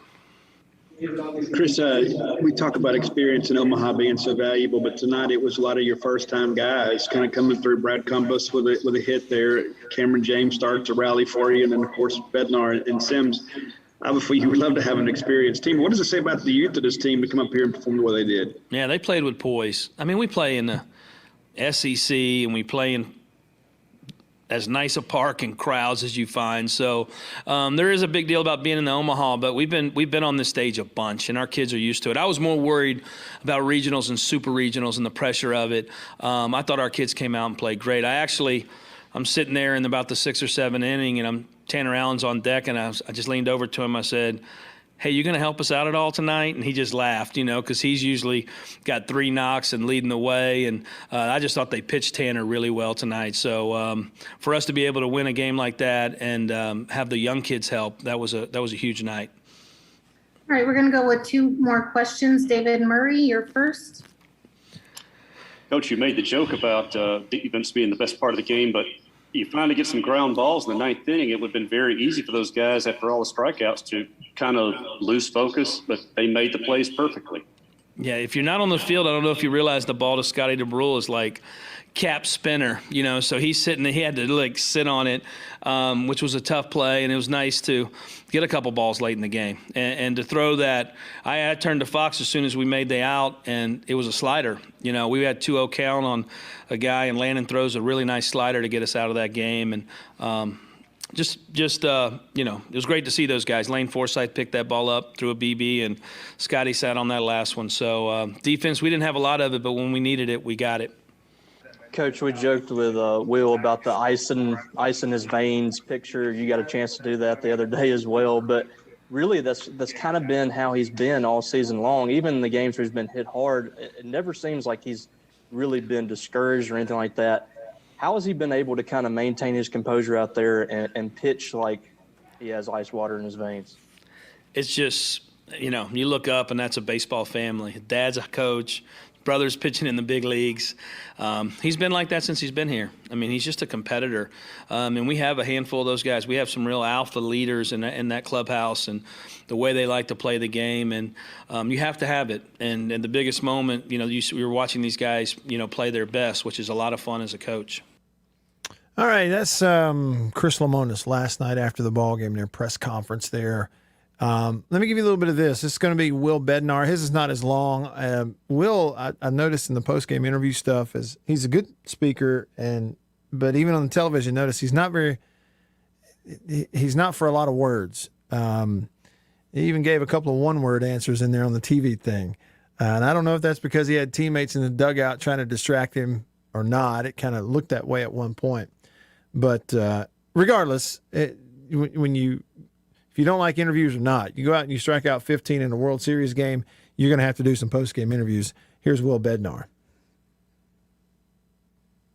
Will, we talked about the pose you like, the ice water in your veins. That thing's been rolling around Twitter all afternoon, and you backed it up today with one of the best performances ever here.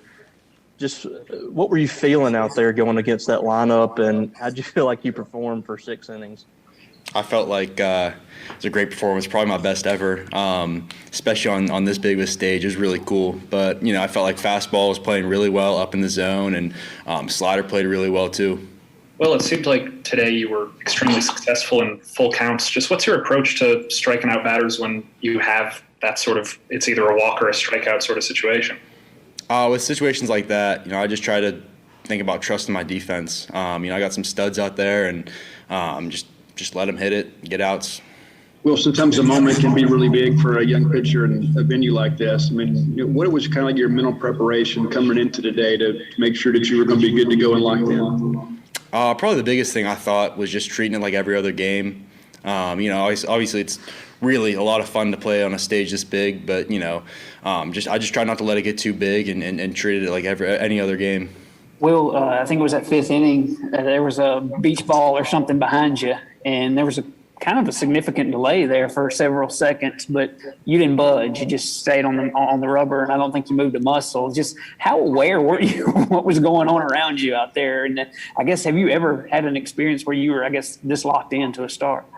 I knew what was going on. I knew the umpire was trying to get me to step off the mound, but I just want to stay locked in up there. I knew it happened a few times where the beach balls were out there, and it didn't really bother me. Just tried to stay locked in. Will, Chris just told us that he went up to you in the dugout after and said that was one of the best performances ever at the College World Series. I guess, what did that kind of mean to you, and what does Chris mean to you? That's really cool. To be honest, it still really hasn't even set in yet, but that was awesome. Especially to have Coach Lem come up to me and say that, it means a lot. And I'm still kind of on cloud 9. John Nietau with the Omaha World Herald. Did you get a sense to sort of soak in that moment? You're leaving the mound, the stadium's, everyone's on their feet, giving you a standing ovation. Your teammates are greeting you at the dugout. I wonder just what was going through your mind then when you finally came out of the game? When I came out of the game, I wanted to stay in. I was pretty mad when Coach Lem came out, but I trusted Landon. I knew he was going to get the job done. So I went in there and got back up on the fence, and I was yelling at Landon to keep it rolling. Will, I guess, we've talked about it all the time, or earlier, but when you win this first game, it really obviously puts you in a good spot. But just overall, what do you guys kind of feel like, heading into a winner's bracket game and having the momentum and staying in the winner's bracket in this tournament? Feel good. Definitely feel good about it, moving forward, keeping on rolling, but still a lot more baseball to play. We're not done yet. Will, I know maybe over the last couple of weeks it's been a little up and down for your last few outings. Just curious if there's anything in particular you were working on between starts or any adjustments that you made in your prep heading into this one. Definitely the big thing was just working on continue to increase or improve fastball command and working on keeping the slider, make sure I can throw for a strike and get it off the plate for a strikeout pitch. Well, on a night like tonight, are you keeping track of your strikeouts mentally? Yeah. I wasn't trying to, but I kind of kept peeking up at the board.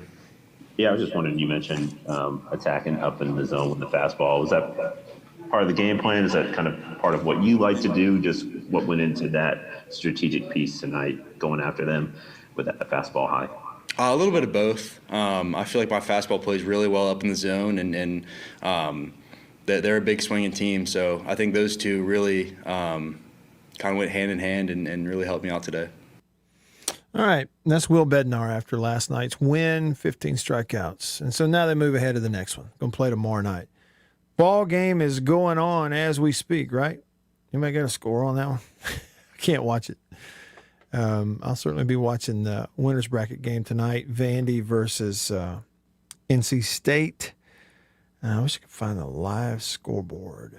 Maybe there's one right there. It was 0-0 just a little bit ago. Oh, wow. Wow, how about this? Now it's in the top of the fourth inning. So just a couple of innings ago, 0-0. We're in the top of the fourth, and Stanford leads Arizona 7-0 now. They put up a 7 spot in the top of the third inning. Good gracious alive. Let's see here. Fourth, third. So the top of the third inning.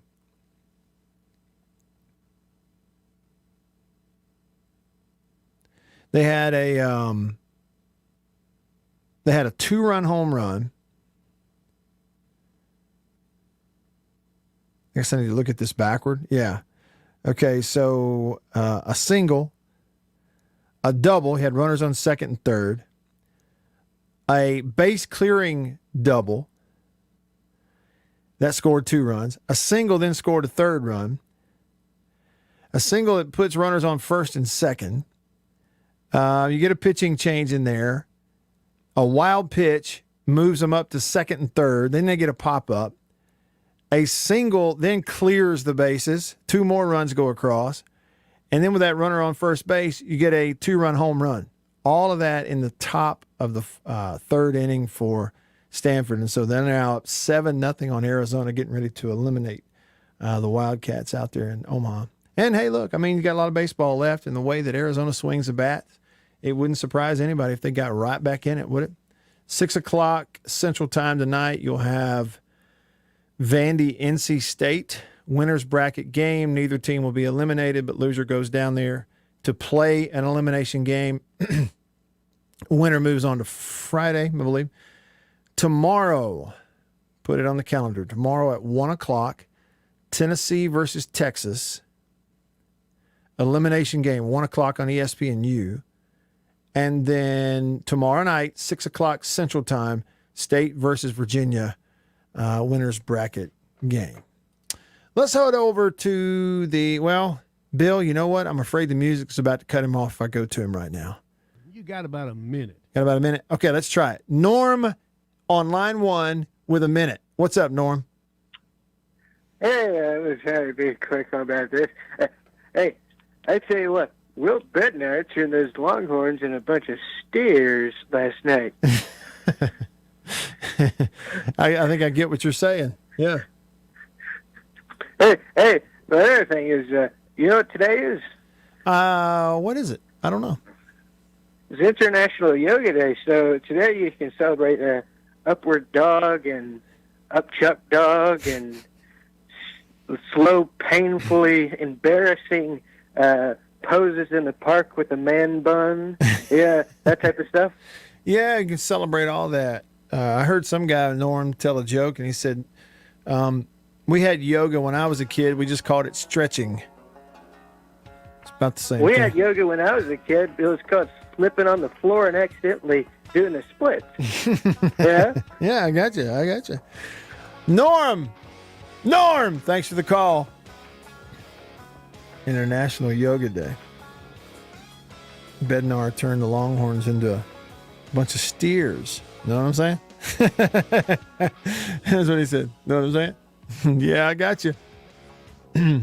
I got it.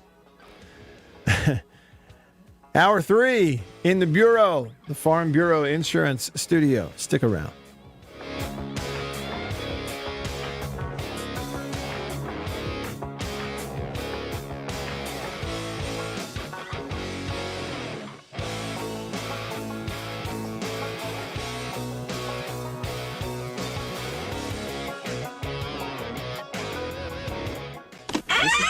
After these messages, we'll be right back. For double enjoyment, reach for Beech Nut Peppermint Gum. It sparkles your smile, your breath, your whole sense of enjoyment. Beech Nut Peppermint in the familiar yellow pack. Jeans do come true. Blue Delta Jeans makes the best fitting, most comfortable jeans in the world. Let's dive in and see what we have here. Do what I did. Visit BlueDeltaJeans.com. Find your fit. Just for my listeners, enter discount code Matt Wyatt. Just answer the questions. BlueDeltaJeans.com. Answer the questions. Use this code. Use the code. You're going to get a discount. They are the most comfortable jeans I've ever worn.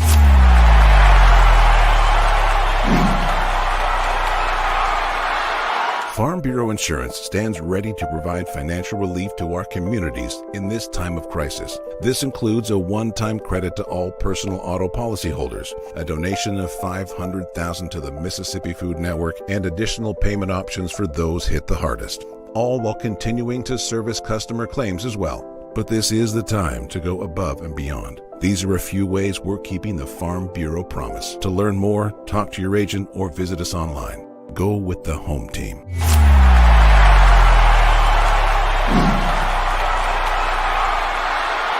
Hey, y'all, let me tell you a little bit about C Spire. New stuff in 2021, including 5G coverage. If you go to their website right now, cspire.com, you're going to see their no bull, which, by the way, I love the Super Bowl ad with the slow motion bull. You're going to see that on the website. But look, they're right. There's been a lot of bull over the years in your wireless bill, depending on if, who you were with. And my experience with C Spire is just like they say, there's no bull. I know what it's going to cost me each month. I know what my coverage is the number one coverage in Mississippi, period, the number one network. And they've got 5G phones that are 5G ready. Now, I have the new iPhone 12 Pro Max, got it at C Spire, went and did curbside at my local C Spire location and did the exchange where I traded in my old one, got the new one, and it's 5G capable. And we've got 5G coverage in parts of Mississippi, and it's just growing by the day. So you really ought to check that out, okay? And in terms of the new phones, you got deals going on those as well. Find those out at cspire.com. C Spire, customer inspired. After these messages, we'll be right back. Every farmer understands their farm can't thrive without some good partners like sun, soil, and rain. And farmers in North Mississippi also rely on another important partner, Mississippi Land Bank, because land and farm financing are Mississippi Land Bank's primary focus. We've grown alongside these farmers' crops for more than 100 years. We understand what a farmer needs, and we know the lay of the land in North Mississippi. And that's where I stand. A lot of people in the equipment world, things kind of go in trends, I guess, if you want to say it. So kind of the first big thing that we look at when we start evaluating our business is going to be our turf equipment. That's kind of the first big push, because once everything, the water dries up and the grass starts growing, this is what everybody's looking to get. We carry the new REAX stand-up mower. Doesn't look like much, but this thing is, and it costs just as much as zero turn. Not a cheap unit at all. I mean, if you go out there and look at that zero turn, this thing right here, I mean, it's got all your components from your big pumps to your commercial engine to your large steel deck. And these guys were the first ones to make the standard mower. Better buy Bird's Eye. Better buy, better buy, better buy Bird's Eye. Yes, always look for this Bird's Eye Bird, your guarantee of top quality frozen food. And your big Bird's Eye buy this week is Bird's Eye Orange Juice. Easy, you can serve it in a minute. Thrifty, it will save you money. Orchard. And it's streaming right now online at thezone1059.com and on your radio on ESPN 105.9. The Zone.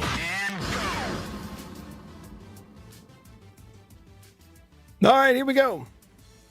Rolling along with you here in the Bureau, hour 3 on this Reaction Monday. I'm Matt, hanging out in the studio with you. Let's see, where did I leave off here? On the Country Pleasing text line. Was it Denzel? No, we got his in there. He thinks they're going to see Texas again. He thinks State's going to win, then they'll see Texas again. Here we go. Thibodeau. He texted the show, Country Pleasing text line, 885-ESPN, 601 number, 885-ESPN. Thibodeau says, I hope Troy Tulowitzki is the Texas hitting coach. If so, he certainly missed the scouting report on Bednar. Yeah, I didn't even think about that. Is he? I don't know that he's the hitting coach. I think maybe, I don't know. But yeah, I didn't think about that. Make a big deal out of the assistant coach over there, and then the guys, and it's Bednar just mowing them down.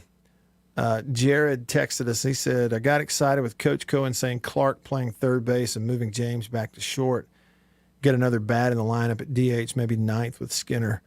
Well, and Jared, those things that John Cohen was going through earlier here on the show, I teed him up about Kellum Clark, and he was just saying, you got to find a position for him and, all of that.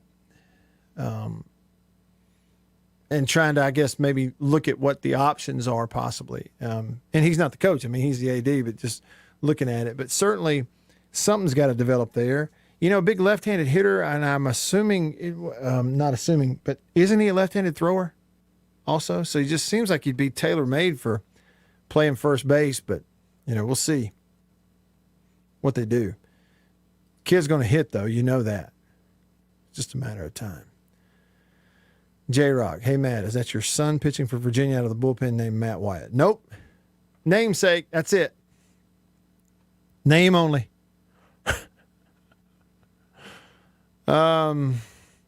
Trez does not like Chicken Hawk's calls. He says, I'm sorry, but I have to turn the radio off when Chicken whoever comes on. He's gotten very old and is not in keeping with the high quality of your program. Thank you. Noted. Jason in Flagstaff says, feel free to send those storms out here if there's rain with them. We certainly don't need any more lightning. Good Lord. 8 wildfires started Saturday by dry storms. And then wanting to know if he missed the Tishomingo State Park rundown. No. All right. So, yes, thundering and lightning, but also rain here. We have had rain today, North Mississippi anyway. And, yeah, yesterday afternoon, I zipped over to Tishomingo State Park, Jason, first time for me to lay eyes on it. I wanted to just kind of check it out instead of whenever the first time we go, dragging Annabeth and Mary Liddy with me up there, kind of, know where to park and where to go. And that was good. I enjoyed it. And it is a beautiful place. And I found myself looking at it going, all right, definitely 100%, no question about it. Late October, early November, going back in the fall when you're going to have leaves changing and, a little less of the itchy, scratchy vegetation on the ground with a few less mosquitoes. That'll definitely be a time that we're going to go, but we'll probably go before then too. If you haven't seen it, it's really neat. Big swinging bridge and these big rock outcroppings that are humongous, and you don't see a whole lot like that in other places in Mississippi. Morris in Brandon texted the show. He said, Matt, why did the NCAA decide to change the seams on the baseball after the regular season? And then he tells me he wants to go crappie fishing. I would love to go crappie fishing with you. Whoo, boy, I would love it. If you're on them, take me. And you know what? Just go catch them and tell me when you're having a fish fry. How about that? I'll take the easiest route. No, I'd like to help you catch them. I sure would. I don't know. I didn't know that, Morris. Do you have like a link of information, something I can read out there where it's outlining that for me? The changing of the seams on the baseball after the regular season. I was not aware of that. First I've heard of it. Could have just missed it. Doggone says, I know I'm supposed to be an SEC homer, but I wouldn't lose sleep if NC State beat Vandy tonight. It wouldn't bother you if Vandy got beat? Hey, and they may do it. Let me tell you something. NC State, it looks for real to me. We've made a big deal out of Notre Dame winning the ACC this year by 5 games or whatever it is. But, so you look at Notre Dame, and, of course, they had a really tough draw having to go to state for a super. But now look at NC State knocking off Arkansas and then beating, who was it, Arizona? Who'd they beat? Stanford? In the opening game at the College World Series. You look at Virginia, who they're a 3 seed, but look at what they've done. Not only win their way into Omaha, but win their first game, knock off Tennessee. So the ACC is strong. And NC State was the team who led the ACC in batting average, in fielding percentage, and one other key stat that I tweeted this out yesterday, and I can't even remember what it was. What were those stats they led them in? I think my comment was NC State didn't just show up out of the blue. If we were paying attention, here it is. They led the ACC in batting average, slugging percentage, and fielding percentage. Slugging percentage because they hit, I think they were second in the ACC in home runs maybe. And then at the same time, pitch it really well. And they've got that big lefty closer, Evan Justice, who you saw him in game 1 back on Saturday night. Of course, you saw him do a lot of, pitch a lot of great innings against Arkansas in that super regional. Big lefty throwing 94, 95 with this funky delivery and almost 3/4 arm slot and a ball going all over the place. And it's like, boom, 95, lefty. Whew, man, they're tough. Everybody up there's tough. It's like everybody's got a first-round arm on the mound, too. Lynn is back on line 1 of the Davini phone. What's up, Lynn? How about it, Matt? Hey, I did hear the commentator say something about the ball was different. I didn't pay much attention to it. It don't matter. They do what they do. I seen a Facebook conversation. I wanted to see what you thought about. This is silly talking away. Clark's like 2 for 9 or whatever. He ain't been hitting the last 3 or 4 games. And that somebody is saying, don't we have another DH like Skinner? So I looked up Skinner's batting average. He's batting 215. Hatcher's batting 190. McDonald's an option now, but he ain't had a lot of at-bats. But what I was wondering, do we think Hatcher gets in that batter too during this just to see if he's come out of it? I would like to see. I'd just like to get him 1 at bat or 2 at bats just to see if he's snapped. Yeah. Well, yeah, I'm like you. But no, I'm like you. I would love to see it too. And you just you think about, what the situation would be. Right now, there's just not an intentional situation where they're going to stick him in there for an at bat, I don't think. But, you could definitely see something where, I'll be honest with you, Lynn, I could definitely see a scenario where, let's just say they do what they did last night and have done, where, you've got a 1-2 run lead. You go to Sims late in the ball game and you go defensive substitutions. They put Hatcher at first and put Skinner in left field for defense. Well, what if it doesn't work out? A team come back, they tie it up. You got to go to extras. Well, those guys have been inserted into your lineup now. And maybe Hatcher comes up there with an at-bat, and it wouldn't surprise anybody if he put the bat on the ball.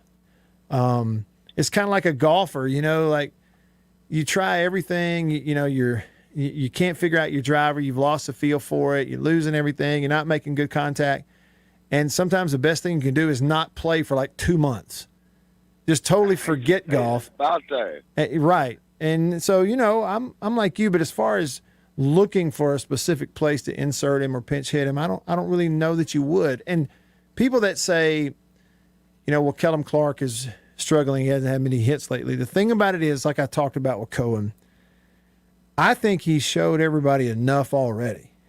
You know, he has me. The ball he hit at South Carolina, he's had a couple of times too where he hit the ball right at a defender, but he hit it so hard that it ate the defender up and he got on base.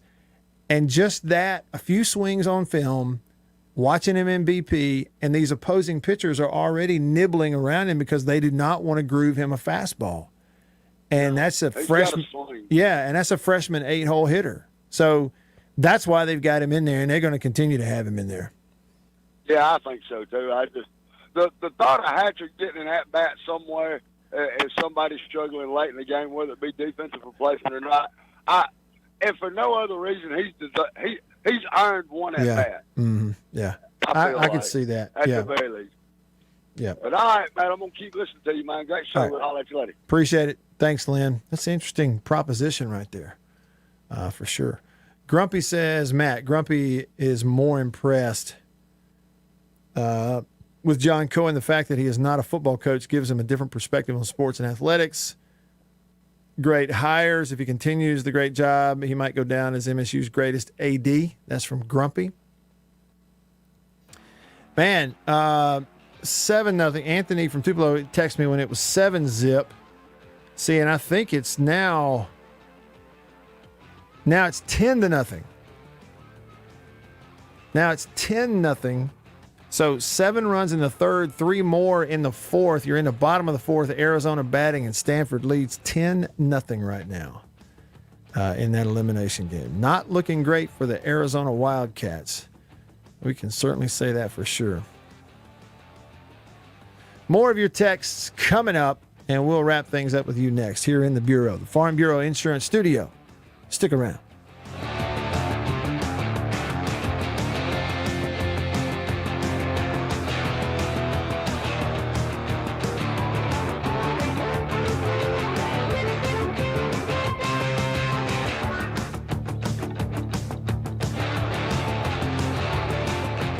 I'm CBS News business analyst Jill Schlesinger with a quick tip from H2O Wireless on stretching your budget and saving money every month. Start with your recurring monthly bills, and here's the easiest one, your cell phone bill. Verizon, AT&T, and T-Mobile charge premium rates for unlimited data, when in all actuality, you have no need for that much data. H2O Wireless, on the other hand, is on the exact same network as one of those carriers, but charges you half. The average family of 4 is saving over $70 a month without having to sacrifice coverage. And listen to this, unlimited talk, text, and 15 gigs of data for just $36 per month. Switching is as easy as swapping out your SIM card. You can keep your phone and your phone number. Here's how to get the best deal. This month, dial pound 250 and say keyword get H2O. You'll save an additional 50% off your first month. Dial pound 250 and say get H2O for this exclusive offer and start saving today.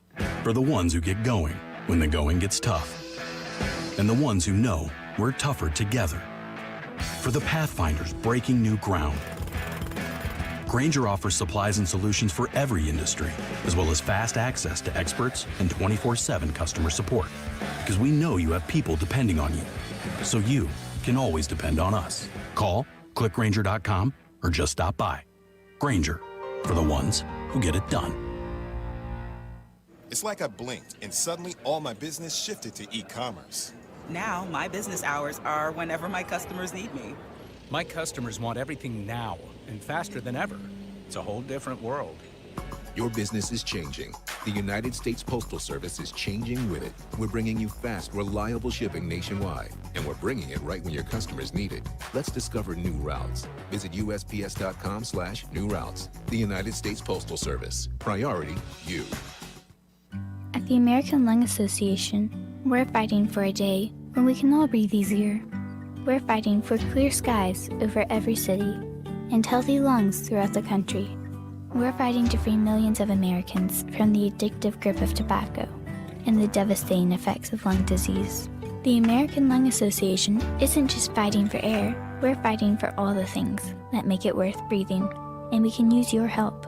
See what you can do at fightingforair.org. As a dentist, I know what my patients are saying during times when they really can't speak. Mm-hmm. She says her gums are irritated. Mm-hmm. Is there anything you can do? Absolutely. You can try New Crest Advanced Gum Restore. Mm-hmm. Yep, New Crest Advanced Gum Restore. It detoxifies below the gum line to restore your gums back to health in just 7 days. Farm Bureau Insurance stands ready to provide financial relief to our communities in this time of crisis. This includes a one-time credit to all personal auto policyholders, a donation of $500,000 to the Mississippi Food Network, and additional payment options for those hit the hardest, all while continuing to service customer claims as well. But this is the time to go above and beyond. These are a few ways we're keeping the Farm Bureau promise. To learn more, talk to your agent or visit us online. Go with the home team. After these messages, we'll be right back.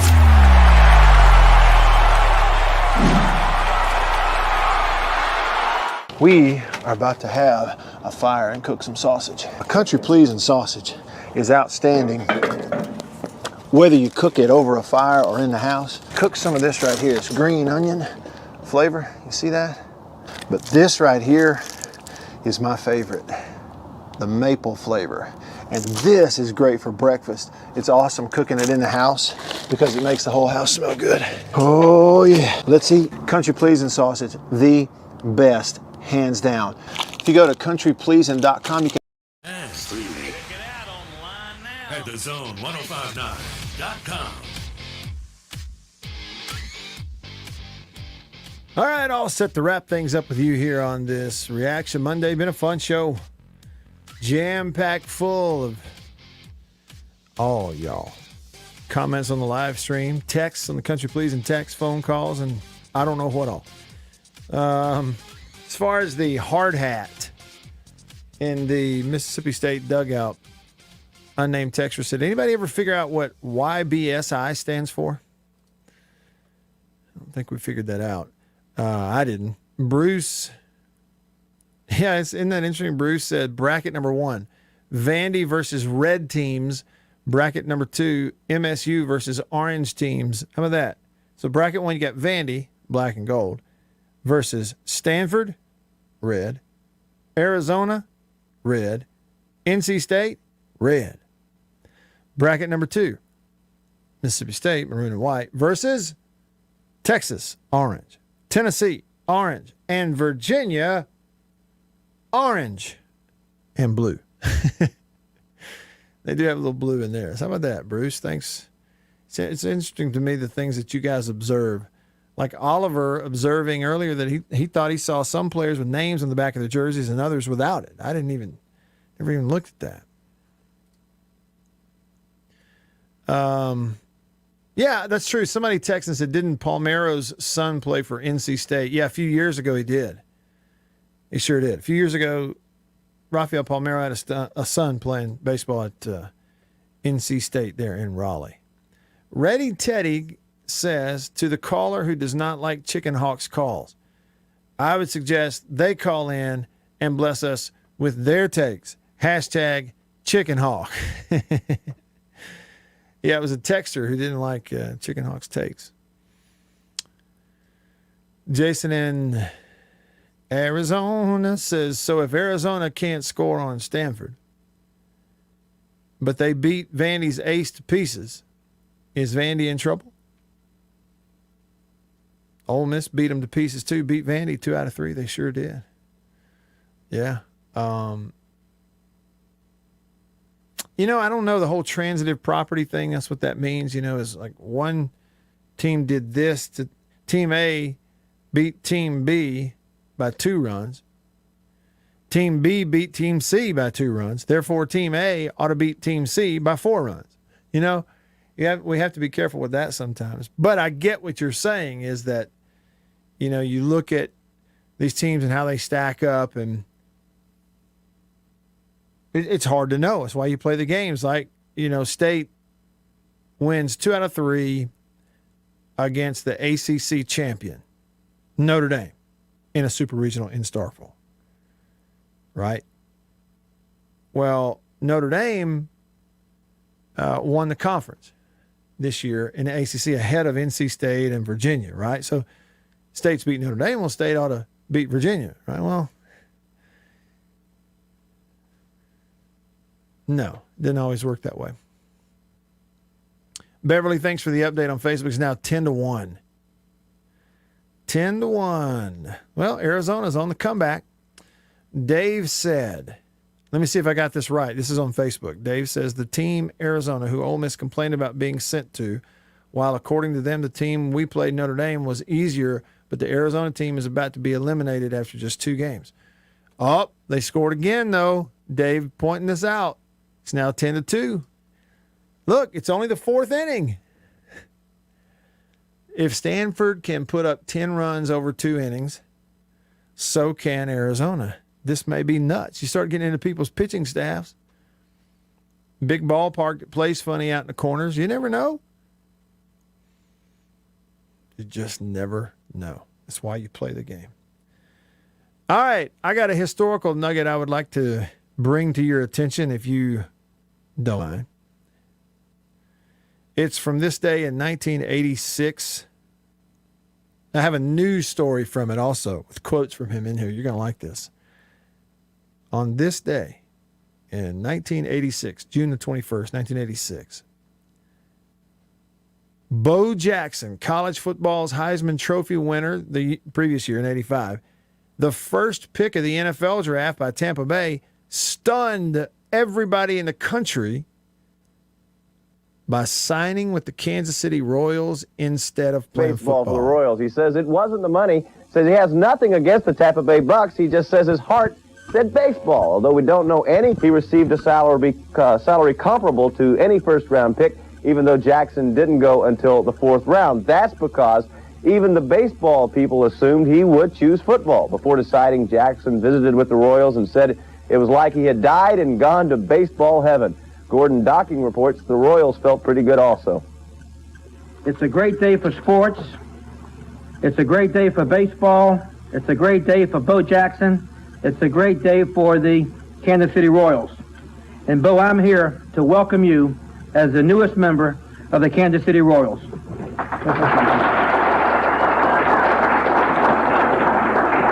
At that point, Jackson became a Kansas City Royal in the eyes of the public, even though he actually signed the contract 24 hours earlier in Memphis. Neither Jackson nor the Royals will announce any terms of the agreement, but Jackson says he's not getting $5 million over 5 years, as speculated. What you all have been hearing on the news as far as a $5 million contract for 5 years, it's exaggerated. Very exaggerated. Jackson chose baseball over football in part because of a very strong impression the Royals players made when Jackson visited Kansas City, a couple of players in particular. Brett Saberhagen and George Brett. Well, I can't leave out Willie Wilson because they just really, when I walked in the locker room, they all had on Auburn T-shirts that Joe Beckwith gave them. Jackson said the football injury factor was not a major reason for choosing baseball, but Jackson did refer to the football injury factor several times. You'll never know what'll happen out there on the field. You're just out there taking it one play at a time, and the next one could be your last. And I don't think I could put up with that. All right, we were fortunate enough that even though, all right, so Bo Jackson, he's drafted first overall by Tampa, right, but chose to sign with the Royals and go into baseball to begin with. And he later came back to football to play for the Raiders. So I don't know if there was ever any reporting on this. Some of y'all may remember, but I guarantee you it had something to do with he didn't want to play in Tampa. Okay, it had to. But because the money for baseball wasn't as great as they made it out to be at that time. You know, but the other thing is, too, you think about if Bo Jackson had chosen one or the other, instead of being a two-sport star in the pros, if he had chosen just baseball or just football, which of those would you have preferred to see him choose? Not that it's, your place to choose. I'm just saying, like, if you had it your way, you'd rather see him play nothing but baseball or nothing but football. Which one would that have been? Isn't that a tough one? I mean, I may be nuts, but for some reason, I want to say for me personally, baseball. If you're telling me, Matt, Bo Jackson's going to go back in a time machine and he's only going to choose one or the other. He's only going to choose, only baseball or only football. Which one do you prefer? You hope he chooses. And I hope that he would stick with baseball. Just do it. He was like unbelievable in baseball. And he was unbelievable in football too. Anyway. Josh said, Matt, it came out in the documentary on Bo that it had everything to do with Tampa. Okay. See, that just makes sense. They mishandled something and it cost him baseball eligibility at Auburn, I think. Oh, really? Now you have my attention, Josh. I want to go back and watch that. You know what, Josh? It's interesting you bring that up. So I think I may have voiced this thought last year on the show, that I discovered all these 30 for 30 documentary things that had been produced by ESPN, and I had not seen any of them, and they were all available on demand somewhere. And there were a couple of different ones that I watched, but one was on the Washington Redskins football team when they had the replacement players. And they had a really good team with the replacement players, won a bunch of games, and it kind of chronicled that whole season of how the actual players for Washington were really mean and aggressive towards the replacement players because they were in this contract stuff. But the thing is, the replacement players were winning and had them in a position to win something when they came back. It was a very interesting thing, and I had never seen it before. And I thought, this shows there's a lot of good sports content out there that I just have not seen yet. I need to look for it. Well, the Bo Jackson 30 for 30, I don't know that I've seen it. A kid from Alabama, grew up in the 80s. You go out to recess when I was a kid in, elementary school, and you play a pickup football game, and kids start arguing about who gets to be Bo Jackson. I get to be Bo Jackson. No. Today's my day to be Bo Jackson. I'm tailback. And yet I hadn't seen the 30 for 30 on Bo. What am I doing with my life, Bill? Just wasting away. Just wasting away again. Margaritaville. Well, Bill, I've enjoyed it. We'll reconvene and do it again tomorrow. How about that? Sounds good to me. Good. Did y'all hear that, folks? It's a guarantee Bill will be here. We'll have a show of some sort. For Bill, I'm Matt.